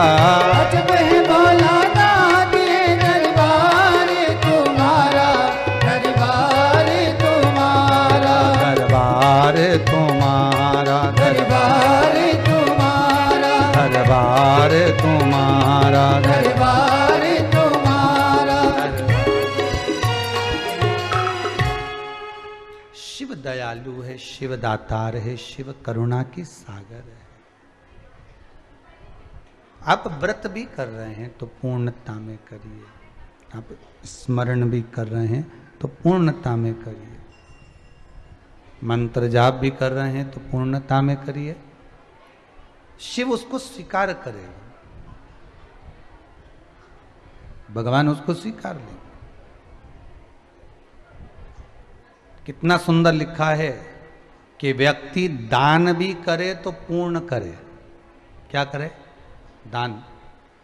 कल कथा में सुना था ना, आपको बताया था कि हरतालिका तीज का जो उद्यापन होता है उसमें 5 वस्त्र दिए जाते हैं। कई कई माताएं बड़ी चतुर होती है, तीर्थ करने जाती है तो साथ में कपड़े ले जाती है दान करने के, तो कुर्ता तो दे देती है एक पंडित जी को, धोती दे देती है दूसरे को। समझना जरा, ये भी बहुत ध्यान देने वाली बात है, ये कोई साधारण नहीं है। बहुत बहुत चतुर चतुर माताएं होती हैं। टोपी दे देगी एक को, साल दे देगी एक को। अब उसके मन में आया कि मैंने देखो कितना जोरदार पुण्य कमाया, मैंने सबके दिया। बोलो रे पंडित जी ने दिया कि नहीं दिया? अब पंडित जी बोलते हो हमें तो धोती मिली है, ये तो कुर्ता मिला, इसके तो ये सामान मिला, इसको ये मिला, तो ये, पर ये शास्त्र विमुख है। वस्त्र देना है तो पूर्ण दो।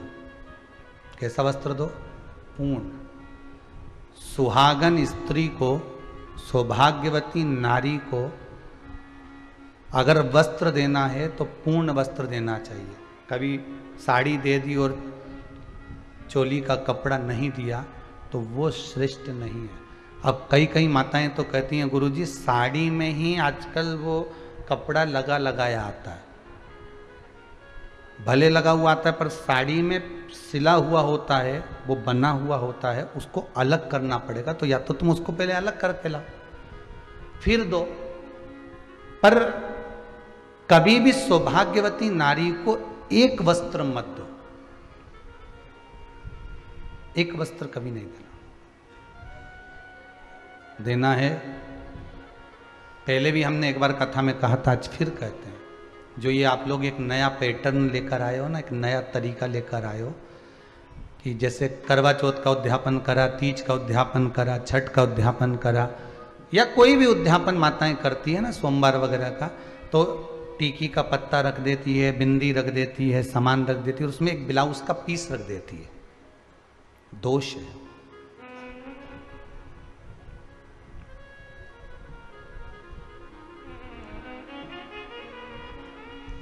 फिर माताएं कहती है कि हमको दुख क्यों झेलना पड़ रहा है, हमको ये कष्ट क्यों आया, हमने तो उद्यापन अच्छे से करा, हमने तो ये उद्यापन बहुत अच्छा करा था, फिर भगवान ने हमारे साथ ऐसा क्यों किया, किस लिए किया?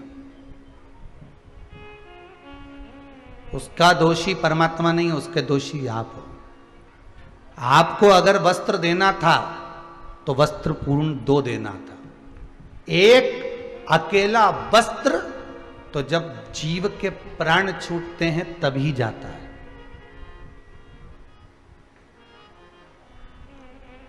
अगर आपको ब्लाउज पीस देना है तो पहले उसको उसके साथ में एक जो हाथ में बांधने वाली मोली होती है, लच्छा होता है, पहले एक हाथ की मोली उसके अंदर रखो ब्लाउज पीस के साथ में, तो वो 2 वस्त्र हो गए। तो एक नहीं कहलाएगा, फिर वो 2 हो गए। पर माताएं पॉलीथीन में जब पैक करती है ना, पॉलीथीन में जमा लेती है, उसमें टीकी का पत्ता रख लेगी, वो लगाने की रख लेगी, कुंकू रख लेगी, सब कुछ रख लेगी, पर वस्त्र एक रखेगी। उसमें मोली नहीं रखती है, वो कलेवा नहीं रखती, उसमें नाड़ा नहीं रखती, उसमें वो शुभ सूचक नहीं माना गया। सौभाग्यवती स्त्री को अगर आप भोजन कराकर वस्त्र का दान कर रहे हो तो एक वस्त्र कभी सौभाग्यवती को नहीं जाता। वस्त्र जाते हैं तो 2-2, 5-2 ऐसे वस्त्र बढ़ते हैं महाराज। लहंगा है, वस्त्र आदि के, रुमाल आदि के, ऐसे 5 वस्त्र करे जाते हैं। यहाँ तक आज तक का प्रमाण है महाराज जी कि ये जो आप लोग जो रबड़ बैंड वगैरह देते हो ये अपनी जगह पर है, पर शास्त्र रीति तो यहाँ तक कहती है कि जो पहले साटन चलता था चोटी को गुथने के लिए, उस साटन की भी महत्वता थी महाराज। भविष्य पुराण को उठाइए और भविष्य पुराण को उठाकर देखिएगा, कभी मौका मिल जाए आपको और आपके पास में अगर भविष्य पुराण की किताब हो, पोथी हो, पुराण हो, तो उसको पढ़कर देखना एक बार। उसमें वर्णन आता है कि 5 वस्त्र में वो साटन भी गिना जाता है स्त्री के। कारण क्या था? तो कहते हैं जो साटन का दान देते थे, रिबिन उसको कहते, साटन का रिबिन बोलते हैं उसको, तो उसका जब दान देते थे तो जो परिवार टूट रहा होता था, जिसके परिवार में सास बहू देवरानी जेठानी की लड़ाई होती थी, परिवार टूट रहा है, विभाजन की ओर चले जाता है, तो साटन का दान करने से परिवार जुड़ जाता था, इसलिए साटन दिया जाता था। अब आज के समय में तो कौन दे, फैशन है महाराज, थोड़ा वीआईपी चीज दो, तो भगवान भी क्या वीआईपी में जा, भगवान भी कर दे वीआईपी, चलो जा।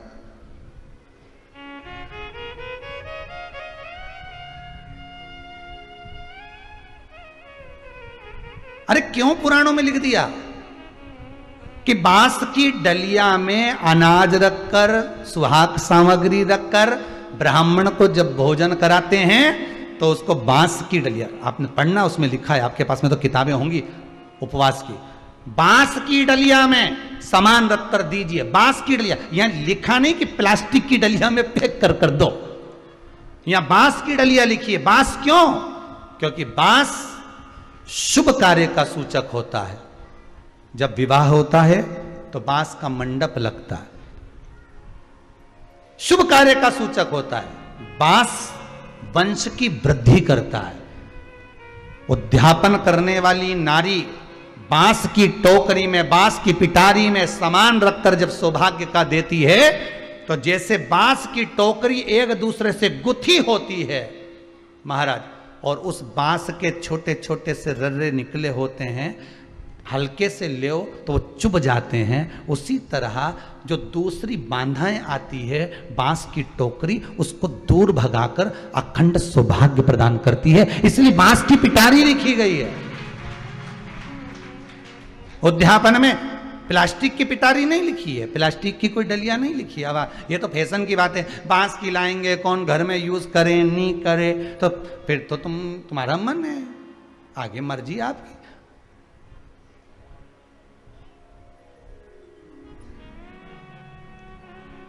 अब यूज करे कि नहीं करे तो एक काम करो ना, शंकर भगवान के दूध चढ़ाएंगे, भगवान यूज करे कि नहीं करे तो रबड़ी बना के चढ़ा दो।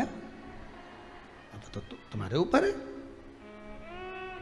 पर जो नियम है शास्त्र के, वो नियम हमारे यहाँ उद्यापनों में मिलते हैं, वो नियम हमारे यहाँ शास्त्रों में मिलते हैं। उस नियम से चलिए, उस नियम को धारण करते हुए चलिए।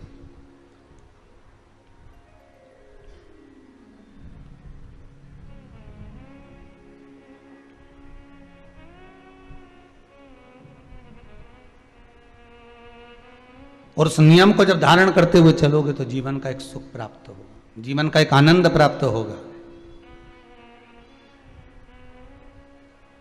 आप आए नहीं, सुबह हो गई, मेरी पूजा की थाली धरी की धरी रह गई। दुख आने का एक कारण है अपना पूर्व का किया गया कर्म, और दूसरा कारण है अपने द्वारा किया हुआ बेकार कर्म। हो सकता है कभी कभी हम पूजन अर्चना सेवा आदि में भी हम कर्म बेकार कर जाते हैं, हम नहीं समझ पाते। छोटी छोटी गलतियां बहुत हो जाती हैं साहब, उन गलतियों को हम सुधार नहीं पाते, उन गलतियों को हम सुधार नहीं पाते।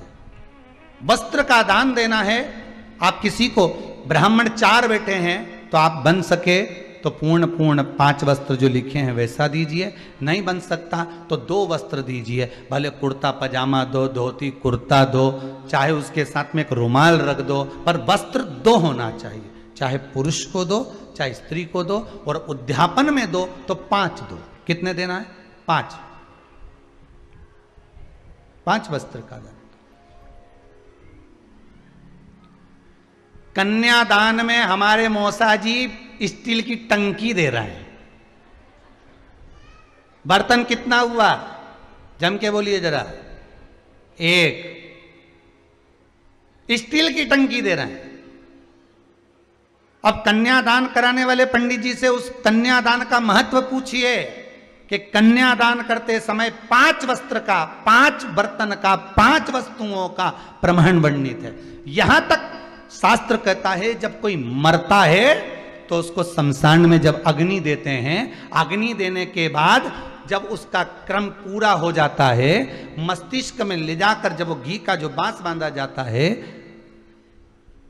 वो क्रम भी जब उसका पूर्ण कर दिया जाता है तो 5 लकड़ी का भी विधान है महाराज। एक संविधा का विधान नहीं है कि मरने वाले को 1 लकड़ी दो, 5 संविधा देकर आई है।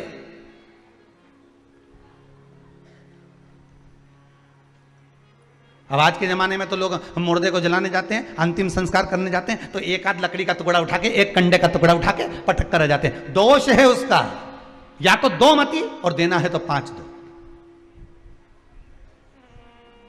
देना है तो 5 दो।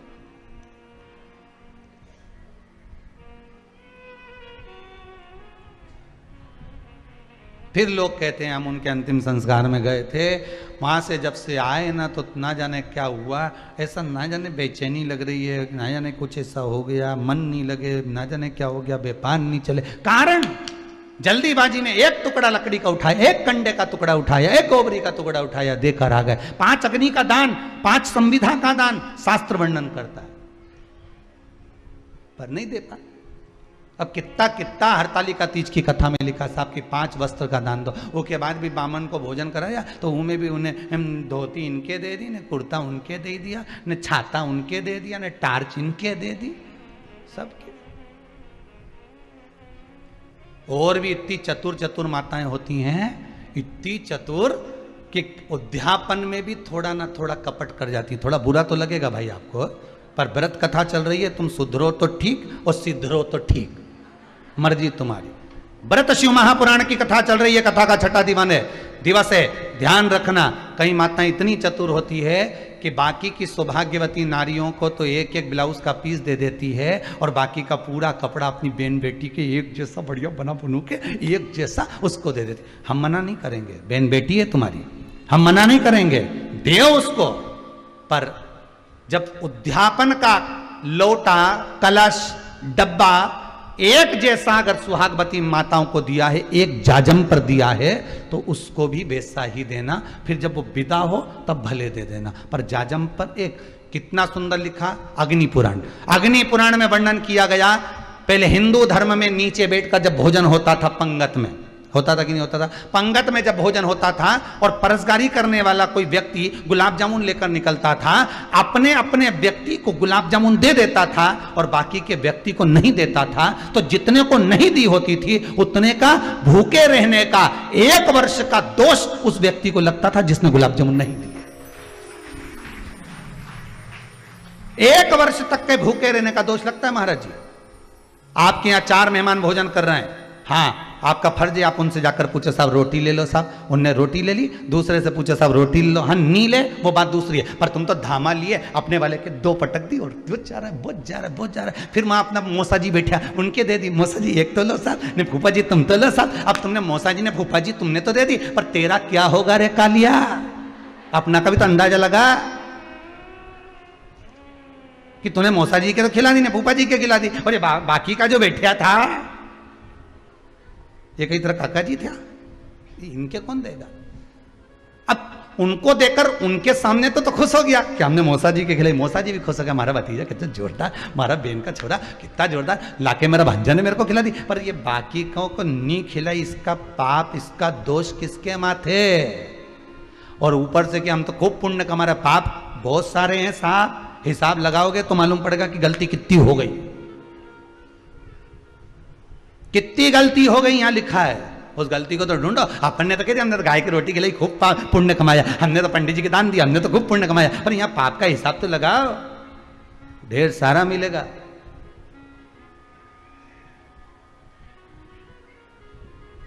देव वस्त्र का दान, देव तुम्हारी मर्जी पड़े वो दान दो।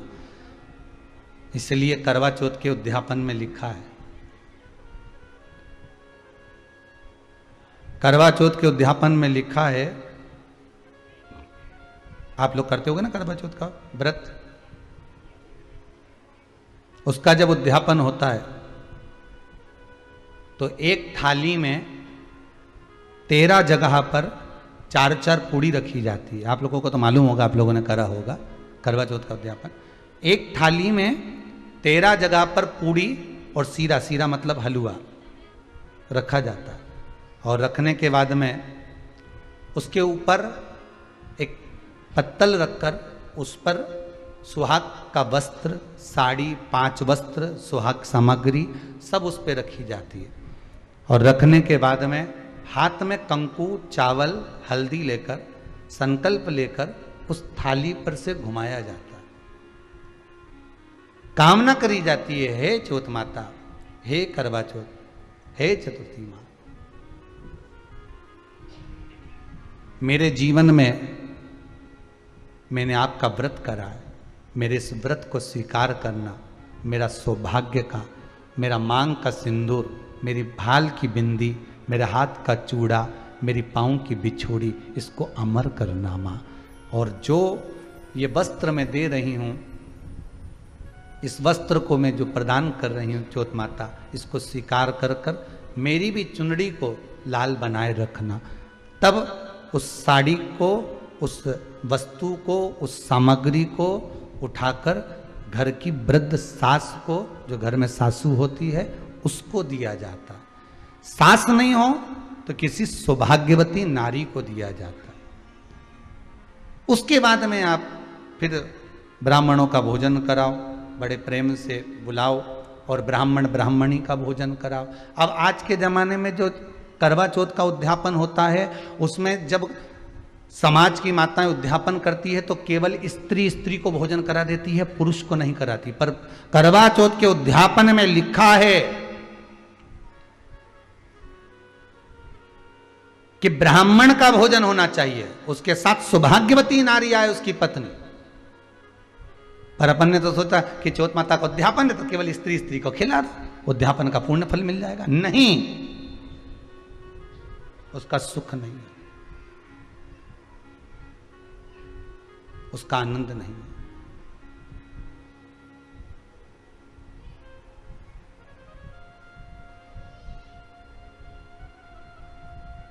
और देने का भी फल है महाराज। करवा चौथ का उद्यापन करो तो भोजन करने उसको बुलाओ जो अपने घर का हो, उसको उद्यापन में नहीं गिनो। अपने घर के लोगों तो वैसे ही भोजन करेंगे, घर का व्यक्ति तो वैसे ही भोजन करेगा ना। पर अपन ने उन्हीं को गिना, ने हमारी बड़ी जीजी के गिन लो, ने छोटी जीजी के गिन लो, ने भांजी के गिन लो, ने उसके गिन लो, ने उसके गिन लो। मैं 13-14 ऐसे इकट्ठा कर लिया, मैं साहब ये अपने इकट्ठे हो गए, ये तो अपने हो गए। ये तो तुम उद्यापन करोगे तो घर में इनको तो जिमाना ही पड़ेगा क्योंकि तुम्हारे रिश्तेदार हैं। दूसरे को जिमा कर जब हम दान देते हैं, दान उसको लगता है जो दूसरे को दिया गया। कई लोग कहते हैं हमने बहन बेटी के दे दिया, तो बहन बेटी क्या दान लेती है? किस पुराण में लिखा है कि बहन बेटी दान लेती है? हमको वो भी बताना कि बहन बेटी दान लेती है, क्योंकि बेटी तो खुद कन्यादान में जाती है। बेटी का कन्यादान होता है, वस्तु का दान नहीं। बेटी खुद दान में दी जा रही है, कन्यादान में। बेटी कभी दान नहीं लेती महाराज, बहन बेटियां कभी दान नहीं लेंगी। और बहन बेटियों को कह भी देना चाहिए, अगर भाभियों ने बोले कि हमने जीजी को दान है, दान मान नहीं ले रहा है, देना हो तो ठाठ से हमारा हक दे रही हो। हम साल भर में आते हैं तो राखी पे साड़ी दे रही हो, ये हमारा हक है क्योंकि हमारे मकान में रह रही हो, हक दे रही हो, दान नहीं। दान देना है तो पंडित जी के दो, दान देना है तो ब्राह्मण को दो, गौ माता को दो। हम दान नहीं ले रहे, हम अपना हक मांग रहे हैं। ऐसे नहीं दोगी तो काले कोट वाले भैया से लिवाएंगे, हमारा कहीं जाए। तुम तो दान दो, अब तुम क्यों नहीं? तो तुम हम तो दान दे रहे हैं, बहन बेटी के दान दे रहे हैं, तो बहन बेटी कोई दान ले क्या? बहन बेटी के कई पड़े हैं तुमसे दान मांगे? इतना बहुत तो वो खुद दान करिया है, कई दान ले भाई। वो तो हक ले रही है, दान नहीं, दान नहीं मांग रही।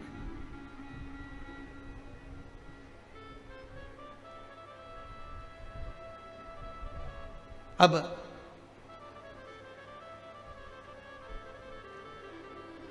वस्त्र दिया, सिंगल नहीं, एक नहीं, 2 प्रदान करो, 5 दो। भाग दिया, करवा चौथ का जब उद्यापन करो तो आप चौथ माता से विनय कर कर निवेदन कर कर। और एक बात, करवा चौथ की कथा से एक सीख हमेशा मिली है, और वो सीख आप भी अपनी जिंदगी में जरूर उतारना। करवा चौथ की कथा में आता है, भाई बहन को भोजन कराने के लिए बुलाते हैं। पढ़िए ना कथा। उस दिन भाभियों का भी करवा चौथ का व्रत है, सेठानी का भी करवा चौथ का व्रत है, और बेटी का भी करवा चौथ का व्रत है। पर भाई जब भोजन करने बैठे तो बहन को आवाज लगाई, आजा जीजी भोजन कर ले। दीदी आओ भोजन करो। दीदी ने कहा नहीं, आज मेरा व्रत है, जब तक चांद नहीं देखूंगी तब तक मैं व्रत नहीं छोड़ सकती।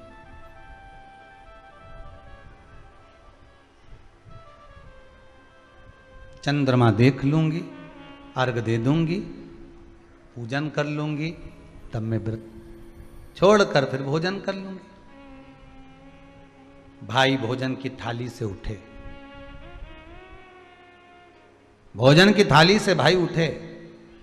सबने विचार कर लिया, एक काम करो, जीजी भोजन नहीं कर रही है, दूर जाकर वहां आग लगाओ, टेकरी के ऊपर आग लगाना, एक चलनी इतनी बड़ी ले जाओ, उस चलनी को दिखाना आग में। मैं जीजी से कह दूंगा, वो चांद निकल गए और जीजी अर्घ दे देगी, अर्घ दे देगी, भोजन कर लेगी। बेचारी कब की भूखी, सुबह से उसने कहीं खाया नहीं। ये व्रत वाले दिन सबको बहुत दया आती है, बाकी के दिन कहां चले जाते हैं। थोड़ी कथा तो थोड़ी तुमको लगेगी कि सियोर वाला महाराज बहुत आड़ी टेढ़ी बात है, अब लगे तो लग जाए, अपने कहीं चिंता नहीं। पर कथा जिस तरह से बाजते हैं उसी तरह से बाजेंगे। तुम्हें अच्छी लगे तो सुनो, नहीं तो रिमोट हाथ में धरा दादा पलटी दो, कहीं का दूसरा महाराज आ रहा हो वो के सुन लो, उसमें कहीं टेंशन नहीं, अपने रत्ती भर भी हो, हाथ में ही रिमोट धरा है, वहीं की वहीं पलट दो जरा देर में। जिस दिन तुम्हारा व्रत होगा उस दिन पति के विचारन के इतना दया आए, तेरा व्रत है ले कुछ खा ले। क्यों कर रही है? कौन ने कहा तेरे को गुरुवार का व्रत करने का? कौन ने कहा तेरे को सोमवार का व्रत करने का? कौन ने कहा तेरे को ये करने का? वो व्रत करे, ये तो व्रत करे ने भेरू का पारा चढ़े, ये समझ में नहीं आया। कौन किया तेरे को व्रत कर? कौन बोला? अब ले एक टाइम तो भोजन कर ले। अब कितनी दया आ रही के, और यूं रोज दुकान पे अकेला कचौड़ी खा के आ जाए तब नहीं बोले कि ले जाऊं, तब फोन लगा के बोल देता दुकान के कचौड़ी आई है ना मक्का की भुट्टा की जोरदार बनी है, ले आऊं कि अभी आऊं मैं गाड़ी लेके। एक बार फोन नहीं लगाया कि एक बार लगा दे, अकेले ही निपटाया आया। ठेला पे जाके मीन क्या बोले, चाउमीन खाई गया, सब खा गया। पर और जिस दिन व्रत रहनी उस दिन तो खूब दया है, खूब दया। जैसे बेचारी अब भी जी रही है, इके पूरा खिला पिला के भेजो, इतनी दया है।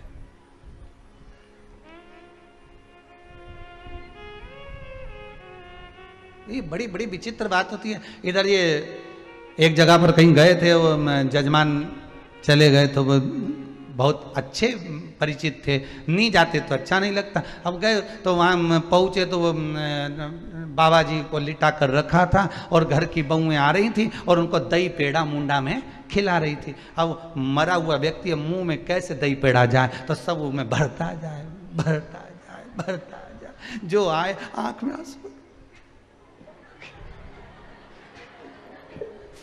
मुंडा में दही पेड़ा भरते जाए, मक्खी बिन बिन करे। अब हमसे नहीं रिया तो हमने एक को कह दिया तू मत खिलाना दही पेड़ा, पानी पिला के जा, तू क्यों खिला रहे? जिसको दही पेड़ा खिला रहे हो उसकी बात कभी सुनी तुमने? जब जब वो टोकरा, जब वो बुढ़ा व्यक्ति मिलता था एक ही बात कहता था, गुरुजी 5 बहुएं हैं पर आज तक मुझे गरम रोटी नहीं दी और मरने के बाद दही पेड़ा खिला। और वो भी आंसू, क्या होगा? कोई फायदा नहीं भी। मन चंगा कठोते में गंगा। तुम तो जीते जी दही पेड़ा खिला दो नहीं। एक बार काका जी ने बोली तो आज मैं दही लाई हूं आधा किलो, सब तुमको दूंगी बढ़िया जोरदार, वो मैं पेड़ा मिला के दूंगी। तो मरने के बाद पेड़ा की जरूरत पड़े क्या? जीते जी खिला दो एक बार, प्रेम की वाणी जीते जी बोल लो। मरने के बाद कुछ सुनने की जरूरत नहीं, कुछ पढ़ने की जरूरत नहीं, जीते जी जो स्मरण हो गया उसके बराबर कोई सुख नहीं, कोई सुख नहीं है उसके बराबर।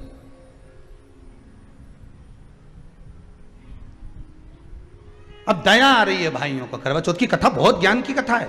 कभी माताएं तो आप तो पढ़ती होगी, वो चलनी में मुंडा देखने से पहले तो पढ़ी जाए, उसके बाद मुंडा देखा जाए, उसके बाद मुंह देखे चलनी में, ने तिलक करे ने फिर आरती उतारे। ये तो सब बात का छत के ऊपर का ये सारा प्रोसेस बात का। पर नीचे तो जब तुम पूजन करो तो उस समय पे किताब पढ़ने पड़े, और उसमें लिखा ने भाई उनके दया आ गई, दया आई तो बहन के खाना खिलाने के लिए ने चलनी में वो आग जलाकर दिखा दी।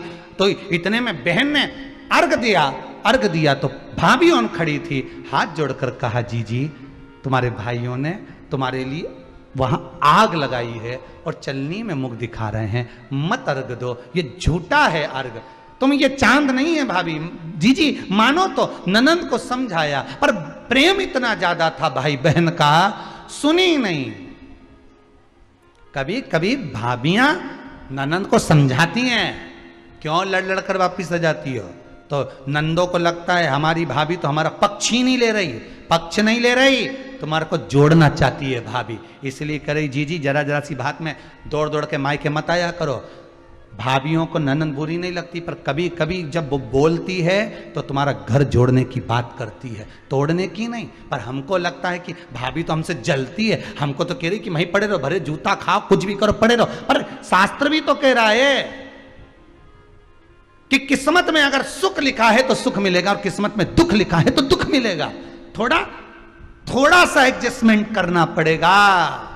बार बार मायके वालों को अपने बीच में मत लाओ। हाँ, राखी पे जाओ तो पूरी सुना के आ जाओ, मना नहीं है, पर जरा जरा सी बात में बस रसोई घर में काम करती जाए। क्या कर रही छोरी? मटका भर। तो तू क्यों भरे? थारी देवरानी कहीं कर रही है, वह कहीं करे, उनके कहनी है मटका भरे। मम्मी काय की किस्मत, वो तो उठ के ही नहीं आई नीचे तक अभी तक। तो तू भी काय को जाए, छोरा के चिमटी खोल ले जा कमरा में जा, तू भी काय को जा। और ऐसी जोरदार जोरदार पट्टी पड़ा है जिसका वर्णन नहीं। इतना जोरदार घर था साहब, और मंथरा की अम्मा ने सब तोड़ दिया, पूरा की पूरी पट्टी पड़ाई, सब तोड़ दिया। अब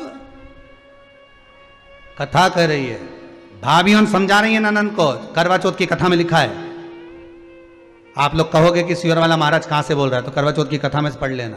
भाभी ने समझाया मत करो पूजन, ये गलत है। नहीं मानी, तुम तो हमारा अहित चाहती हो। कर दिया पूजन, अर्घ भी दे दिया, जाके भोजन कर लिया, सब तरह से गणेश जी का अपमान हो गया, बर्बाद कर दिया भगवान।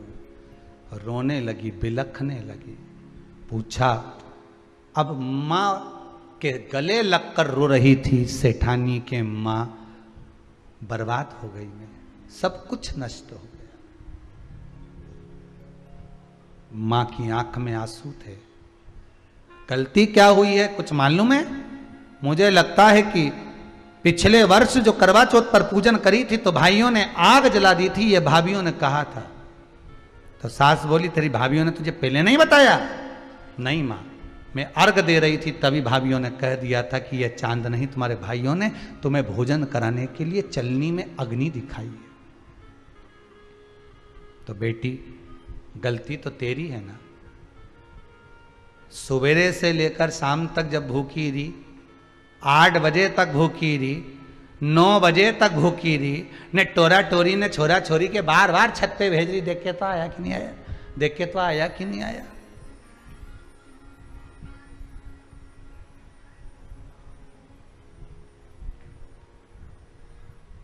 एक न्यूज चैनल पे आ रहा था, एक न्यूज चैनल वाला किसी का इंटरव्यू ले रहा था। उससे पूछा, भैया व्रत आपका है कि आपकी पत्नी का है? पत्नी का है। तो आप बार बार उठ के छत पे क्यों जा रहे हो? चांद देखने के लिए। अच्छा, तो व्रत पत्नी का है तो चांद देखने तुम क्यों जा रहे हो? सुबह से मुझको भी कुछ नहीं दिया है, इसलिए भगवान से प्रार्थना कर रहा हूं जल्दी निकल जा दादा। मैंने कहा था मेरे लिए कुछ बना दे, तो क्या अकेले के लिए काय को बनाऊं? इसलिए दोनों का शाम के साथ में बनाएंगे। तुम व्रत, तूने अपमान कर दिया गणेश जी का। ऐसा पिछली बार गलती हो गई मुझसे, वो गलती कैसे स्वीकारूं मैं, कैसे कैसे सुधारूं मैं, कैसे गलती को संवारूं? गलती को सुधारने के लिए मट्टी के करवे के साथ में शक्कर का करवा रखा जाता है।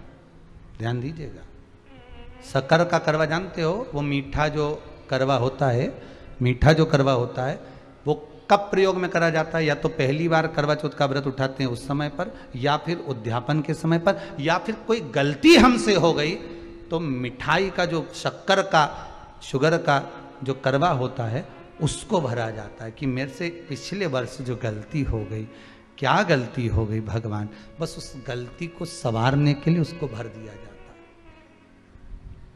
मिलता है बाजार में, आपने देखा कि नहीं देखा वो पता नहीं, पर मार्केट में आता है शक्कर का करवा, शुगर का करवा,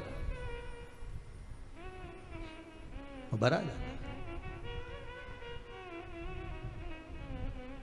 गलती भाइयों ने भी कर दी, कभी कभी हमारी सहानुभूति, कभी कभी हम दूसरे को समझाने के चक्कर में अपना तत्व दिखाने के लिए गलती कर जाते हैं, अपना तत्व दिखाने के लिए। 16 सोमवार का उद्यापन कब होता है? प्रदोष काल में, शाम के समय। हम पूजन करने कब बैठ जाते हैं? दोपहर में 12 बजे, 1 बजे। हरतालिका तीज की पूजन का पहली पूजन कब होती है? प्रदोष काल में, प्रदोष की बात करते रहो। कई लोग पूजन कर लेते दोपहर में 2 बजे, चाय पीना पड़ेगी, भूख लग रही है, कुछ खा लूंगी, मना नहीं, पर समय का भी तो भान करो। दुकान खुलने का भी एक समय होता है 8 बजे, दुकान बंद करने का समय होता है 10 बजे, कथा का समय होता है 2 बजे से 5 बजे तक, सबका एक समय होता है कि इतनी बजे से इतनी बजे तक रहेगा। उसी तरह हर पूजन का विधान है, समय है। सुबह 4 बजे से लेकर रात्रि के चंद्र आए जब तक आप भूखे रहते हो करवा चौथ के दिन। फिर जल्दी किस बात की है? क्यों इतनी जल्दी है? वहां जाओ, वहां देख के आओ चांद आया कि नहीं, वहां जाओ, वहां देख के आओ चांद आया कि नहीं आया।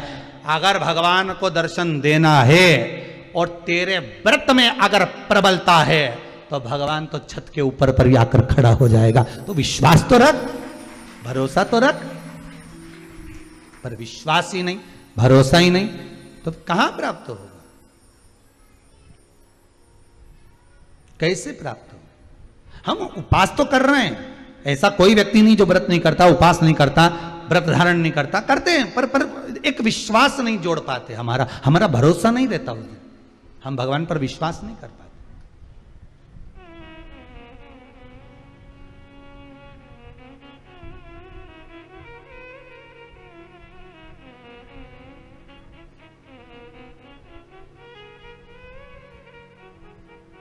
शिव है, सम्मुख में है, श्वासों में है, धड़कनों में है, हर जगह पर वही है। हमें दिख रहा है, हमारा विश्वास कर रहा है, तो वो सामने प्रकट हो जाएगा।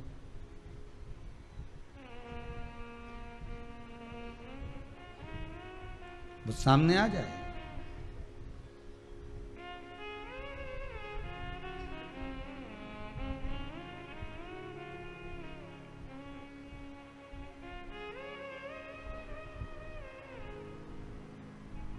ओमकार कहो, ओमकार कहो, शंभु नाम बिना उद्धार नहीं। शिव शंकर औघड़ी, दयालु, दातार, शंकर, करुणा सागर, उसका नाम मात्र ही हमको सुख प्रदान कर दे, नाम मात्र।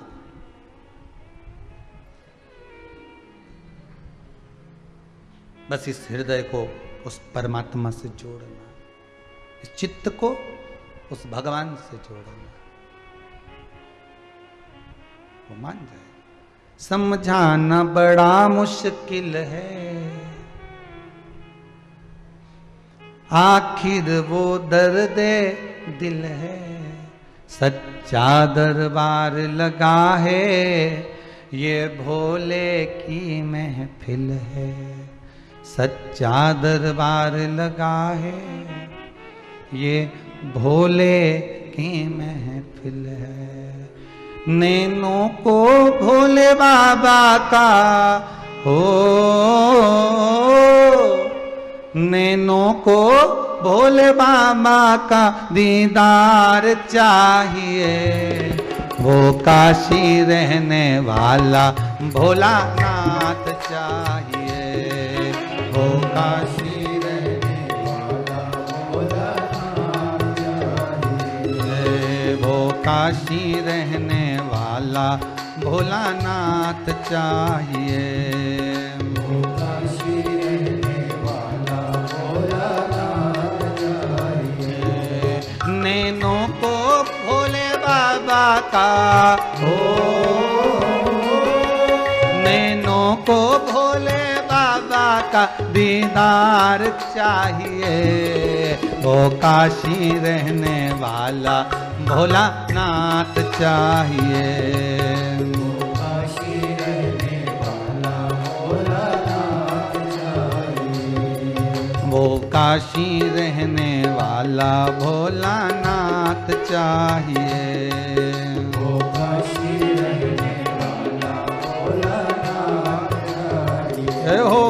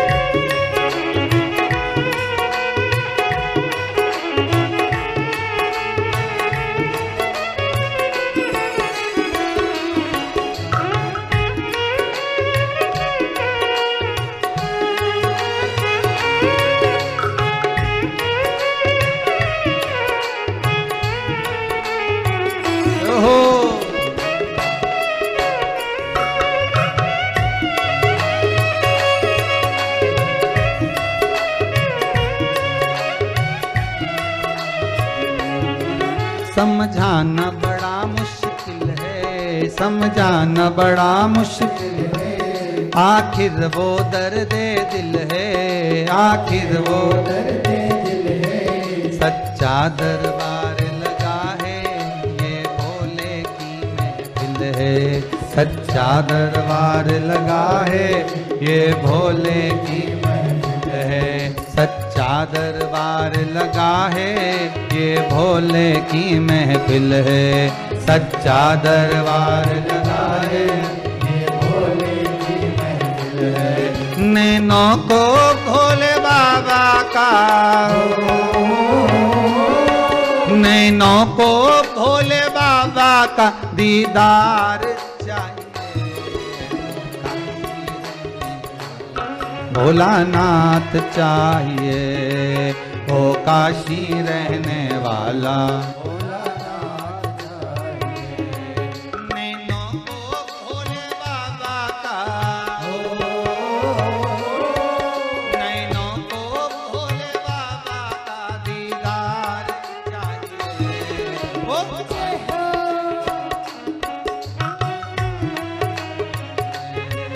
वो काशी रहने वाला भोलानाथ चाहिए। वो काशी रहने चाहिए। वो काशी रहने वाला भोलानाथ चाहिए।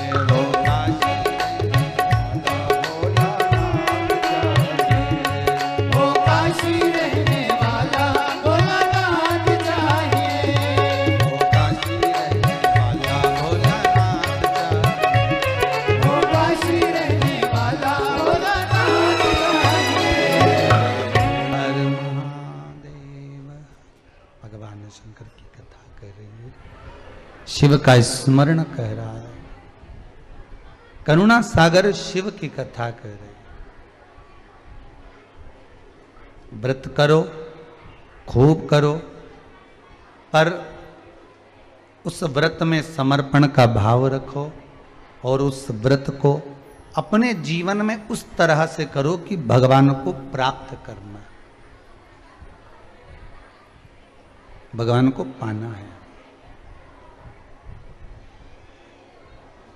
तारकासुर जिसने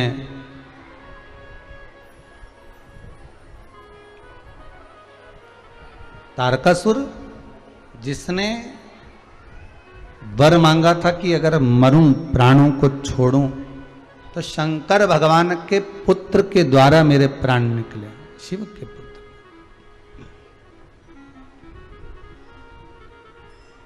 ये भी तो एक व्रत ही है, ये भी तो एक उपवास ही हो गया ना, एक व्रत ही हो गया, एक उपवास हो गया, व्रत हो गया कि अगर मरूं तो शंकर भगवान के पुत्र के द्वारा, भगवान शंकर के पुत्र के द्वारा प्राण छूटे।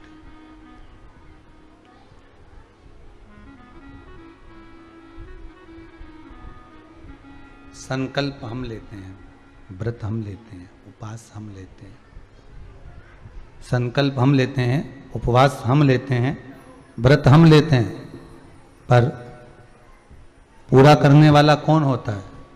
जम के बोलिए जरा, देव अधिदेव महादेव। व्रत अगर पार्वती जी ने लिया है, व्रत अगर पार्वती जी धारण करी है, तो उनके व्रत को पूर्ण करने वाला भी तो शिव ही है।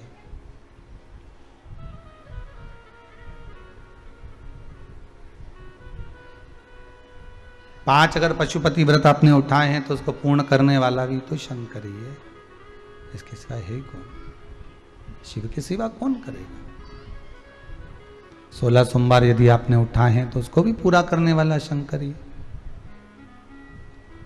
जिस व्रत को आप कर रहे हो उस व्रत को पूर्ण भगवान ही करता है। एक दिन तुम बिना खाए पिए, बिना पानी पिए, बिना राल मुख में लिए एक दिन रहकर बताए कोई? बहुत कठिन है। जब रहते रहते रहते रहते कई लोग नवरात्रि का व्रत करते हैं, 9 दिन की साधना करते हैं, उपवास करते हैं, कोई श्रावण के पूरे महीने का व्रत करता है, कोई कार्तिक महीने का पूरा व्रत करता है, कोई किसी रूप में व्रत करता है। कई लोग उस व्रत को उठाया आपने, उस व्रत को लिया आपने, पर पूर्ण करना उसका काम। तेरे मंदिर में आना मेरा काम है और बिगड़ी बनाना तेरा काम। कई लोग शिव महापुराण की कथा ऑनलाइन करवाते हैं या कथा लेते हैं या अपने गांव नगर में करवाना चाहते हैं, करवाते हैं, तो कहते हैं गुरुजी कथा लेना है। हम उनसे यही कहते हैं, कथा ना तो आप लेने वाले हो, ना हम बांचने वाले हैं, ना आप करवाने वाले हो। करवाने वाले वह शिव है, कथा लेने वाला भी शिव है और बांचने वाला भी शिव है। हमारी सामर्थ्यता नहीं है, हमारी सामर्थ्यता नहीं कि शंकर की कथा को हम बांच सकें। आपकी सामर्थ्यता नहीं कि 3 घंटा आप टीवी के सामने एक जैसा बैठकर कथा सुन लो। एक जरा सा आधे घंटे का नाटक देखती हो ना, उतनी देर में तो तुम सोफे पे पांव लंबा कर लेती हो, उतनी देर में तो तुम चाय भी पी लो, पानी भी पी लो, ये काम भी कर लो, वो काम भी कर लो, 50 बार काम कर लेते हो। पर कथा में जब आप बैठते हो ना, तो आपका चित्त, जरा सा बच्चा अगर चिल्लाया और जरा सी बात कहीं रह गई, आवाज ऊंची नीची हो गई, कहीं लाइट चली गई, तो ये सो मन दुखे, बापरे इनने जैसे सामने आ जाए नहीं कहीं का, तो फिर ये कैसे रह जाए। कथा सुनने वाला भी शिव है, बांचने वाला भी शिव, सुनने वाला भी मेरा देवाधिदेव महादेव, और कथा करवाने वाला भी शिव। हम तो निमित्त हैं, मात्र निमित्त। तारकासुर ने एक संकल्प लिया था कि अगर मैं मरूं तो शंकर जी के पुत्र के द्वारा मरूं, भगवान शिव के पुत्र मुझे मारे।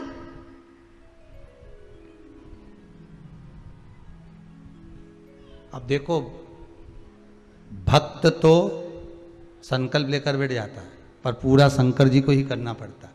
अब देवताओं ने सबने जाकर निमंत्रण दिया, भगवान शिव से विनती करी, भोलेनाथ त्रिकालदर्शी कैलाशी अविनाशी, हे प्रभु, हे दयालु, हे दाता। भगवान बोले क्या बात है, क्या हो गया? अरे ये तारकासुर उपद्रव मचा रहा है और मरेगा तो आपके पुत्र के द्वारा मरेगा। भगवान शंकर तो नेत्र बंद करके बैठे, अब भगवान नेत्र बंद करके बैठे तो इनको जगाए कौन?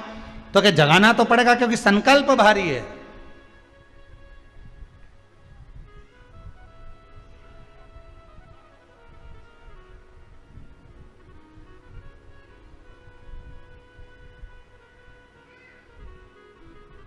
एक पक्षी स्वाति नक्षत्र की बूंद के लिए तरसता है तो भगवान स्वाति नक्षत्र में भी बूंद गिरा देता है।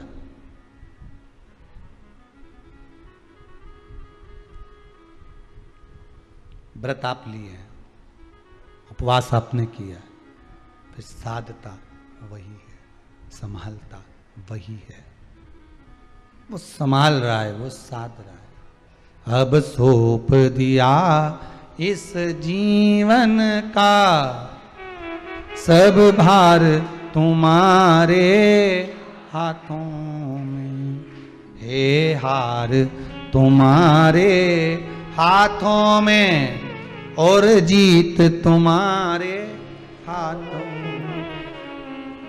जिस दिन आप किसी व्रत को उठाओ, शिव पुराण की व्रत शिव पुराण कथा कर रही है, जिस दिन आप पशुपति व्रत उठाओ, सोमवार व्रत उठाओ, मंगलवार, एकादशी, कोई भी व्रत अगर आप उठा रहे हो तो पहले, सबसे पहले जाकर अपना जो परिंडा होता है ना, पानी का मटका, पानी का स्थल, पानी का जहाँ जल भरते हो, पात्र भरते हो, वो स्थल जो होता है ना, उस स्थल के पास में खड़े हो, हाथ जोड़कर निवेदन करो अपने पूर्वजों से कि मान लो अगर मेरे व्रत में कोई त्रुटि होती है, मेरे व्रत में अगर कोई गलती होती है, तो हे देव अधिदेव महादेव, हे मेरे घर के पूर्वज पितर, जितने मेरे कुल देवी कुल देवता आहूत वासुक जो भी हैं, आप उस व्रत को संभाल लेना, मेरी गलती को आप सुधार देना। उनके पास जाकर क्यों कहना चाहिए? क्योंकि वो हमारे बुजुर्ग हैं, बड़े हैं, हम उनसे छोटे हैं, हम छोटे हैं। माफी मांगने में, सॉरी कहने में, क्षमा मांगने में कभी पीछे मत हटो। और जब इस चित्तवृत्ति में अहंकार आ जाए तो पीछे हट जाओ। जब इस चित्तवृत्ति में अभिमान आ जाए, गर्व के शब्द आ जाए, अहंकार के शब्द आ जाए कि मैं कर रहा हूं, मैं करा रहा हूं, मैं कर रहा हूं, मैं का जब संबोधन आ जाए तो पीछे हट जाइए। और जब कहीं एक स्वारी संबोधन से, एक क्षमा संबोधन से अगर बात सवरती हो तो वहां स्वारी और क्षमा मूल हो जाते।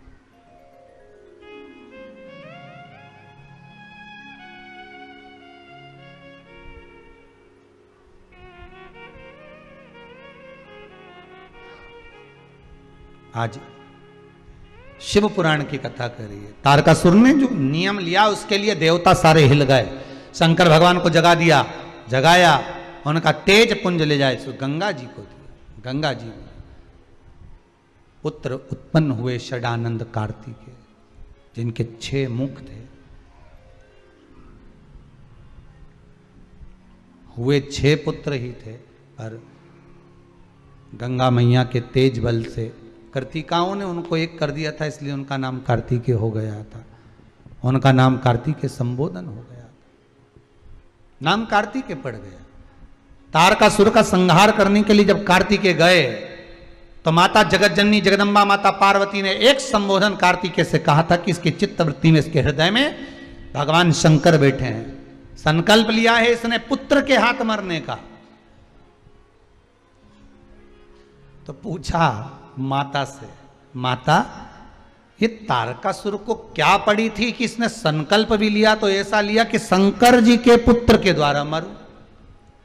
तो पार्वती जी बोली तू समझता नहीं है कार्तिकेय, ये तारकासुर शिव का भक्त है। भले असुर है, भले राक्षस है, पर शंकर का भगत है ये। तो शिव का भगत है तो माता कहती हैं जो जिससे स्नेह रखता है ना, जो जिससे प्रेम रखता है, उसको वो फिर कभी दुखी नहीं देखता। तारकासुर को भी मुझे लगता है भगवान शंकर को देखते होंगे कि भोलेनाथ जी ने सती मैया जब से जलकर भस्म हुई हैं, माता सती जब से जलकर भस्म हो गई हैं, भोलेनाथ जी अकेले रह रहे हैं, तब साधना में रमे हुए हैं, तब साधना में लगे हुए हैं। तो हो सकता है कि तारकासुर को अच्छा नहीं लग रहा होगा, इसलिए तारकासुर ने यह वर रख लिया, यह वर मांग लिया कि मैं मरूं तो शंकर के पुत्र द्वारा मरूं, शिव के पुत्र द्वारा मैं मरूं। अगर मैं मरूं तो शिव के पुत्र। मेरा निवेदन सबसे, शंकर के अगर आप उपासक हो, आप राम के उपासक हो, आप कृष्ण के उपासक हो, आप जगज्जननी जगदम्बा के उपासक हो, आप जिस भगवान की भक्ति को अपनी चित्तवृत्ति में धारण करते हो, जिंदगी में कभी उसकी निंदा मत सुनना। पतिव्रता नारी अपने पति की कभी निंदा नहीं सुनती, और पत्नी पति की निंदा नहीं सुनता, पति पत्नी की निंदा नहीं सुनता। हाँ, अगर मन में कुछ भाव हो तो निंदा सुन ले तो बात दूसरी है। माता पिता की निंदा या माता पिता पुत्र की निंदा कभी नहीं सुनते, कभी नहीं। जहां प्रेम है वहां निंदा का कोई काम नहीं है। जहां प्रेम है वहां निंदा किसी काम की नहीं है। अगर आप शंकर से स्नेह रखते हैं, शंकर से प्रेम रखते हैं, शिव की आराधना करते हैं, और कोई आपसे कह दे हाओ क्या शंकर की कथा सुनते रहना, क्या शिव जी के, शंकर के लिए अगर कोई शब्द कह दे, या तो कानों पर हस्त कमल रख लो, अपना हाथ रख लो, या फिर वहां से चल दो, जवाब दो, नहीं तो जाओ, पर निंदा नहीं सुनो।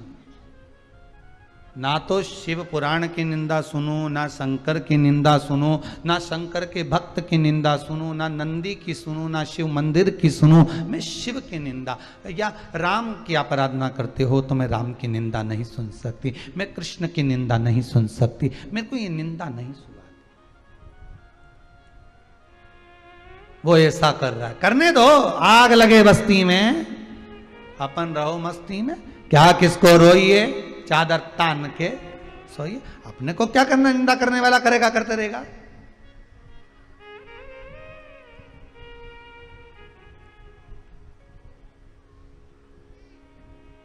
हो, तारकासुर के हृदय में बाण नहीं लगना चाहिए। उसका व्रत था, उसका उपवास था, और व्रत भी लिया था तो कार्तिकेय द्वारा, शिव के पुत्र द्वारा मरो।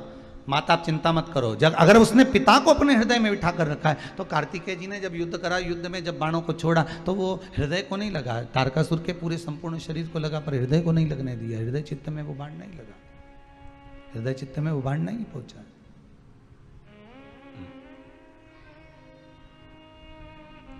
बस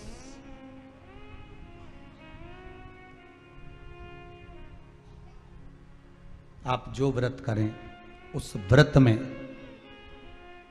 पूर्णता तक रुकें। कब तक?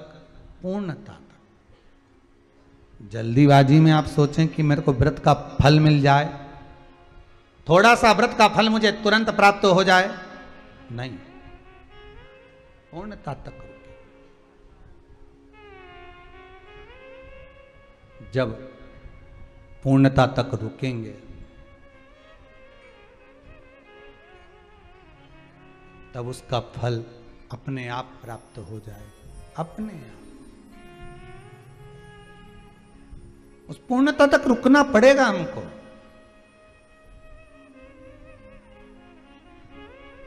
कई माताएं तो बड़ी और चतुर होती हैं महाराज। हरतालिका तीज का व्रत आता है या करवा चौथ का व्रत आता है तो रात्रि को एक बार 3 बजे उठ के अच्छे से खा पी लेती है। बेटियों को उठा देंगी, बहुओं को उठा देंगी, माता उठ जाओ, जल्दी उठो, चाय बना लो, जल्दी से टोस्ट लिया, बिस्कुट लिया, ये लिया, वो लिया, और सब रात्रि के सुबह तो कि मम्मी अभी तो 3 बज रही, 4 बजे ब्रह्म मुहूर्त लग जाएगा, खा लो, खाओ। और हरतालिका तीज का व्रत सुबह से चालू हुआ, मालूम पड़े करवा चौथ का व्रत सुबह से चालू हो, और ये सब रात के 2-2:30 बजे बेचारा पति तो सो ही दिया, और ये सब निपटा निपटूली। और सवेरे उठते से ही आज तुम्हारा मुंडा सुखी रिया। अब पति बोले तो आज व्रत है ना तुम्हारा। अब उसको क्या मालूम कि बेचारा वो तो सो ही रिया था, नहीं 3 बजे तो मिक्सचर सेव सब निपटा गई, पराठे बने के रखे थे वे भी खा गई। सुबह डब्बा देखा कि गाय के रोटी देना है तो एक नहीं मिली, आधी रात के तीनों देवरानी जेठानी सब खा गई सब। और वो के बाद भी कह रही 1-2 और बना के धर देती ना अपन रात के तो अच्छा रहता, तो रात के धर देती तो और वो खा जाती है। और करा है शिव व्रत, करो हृदय से करना, जितने व्रत करो आप हृदय से करना और दिल से करना, तो मेरा महादेव दिल से देगा भी सरी आपको, बहुत देगा, प्रदान करेगा वो सुख संपदा समृद्धि।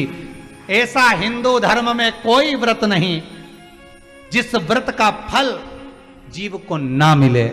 आप जिस व्रत को दिल से करोगे उसका फल तो मिलेगा ही। व्रत शिव महापुराण की कथा आज 6ठे दिवस की विराम ले रही है। कल 7वां दिन बड़े आनंद के साथ ऐसे ही आस्था चैनल के सामने फेसबुक यूट्यूब पर कथा का रसतत्व ग्रहण करेंगे।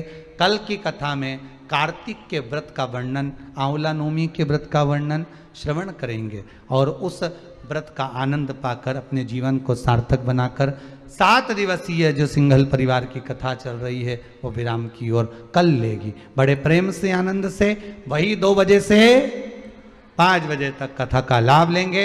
अपने जीवन को सार्थक बनाओ। व्रत शिव महापुराण की कथा अपने जीवन में उतार कर अपने जीवन को धन्य बनाइए। हर हर महादेव।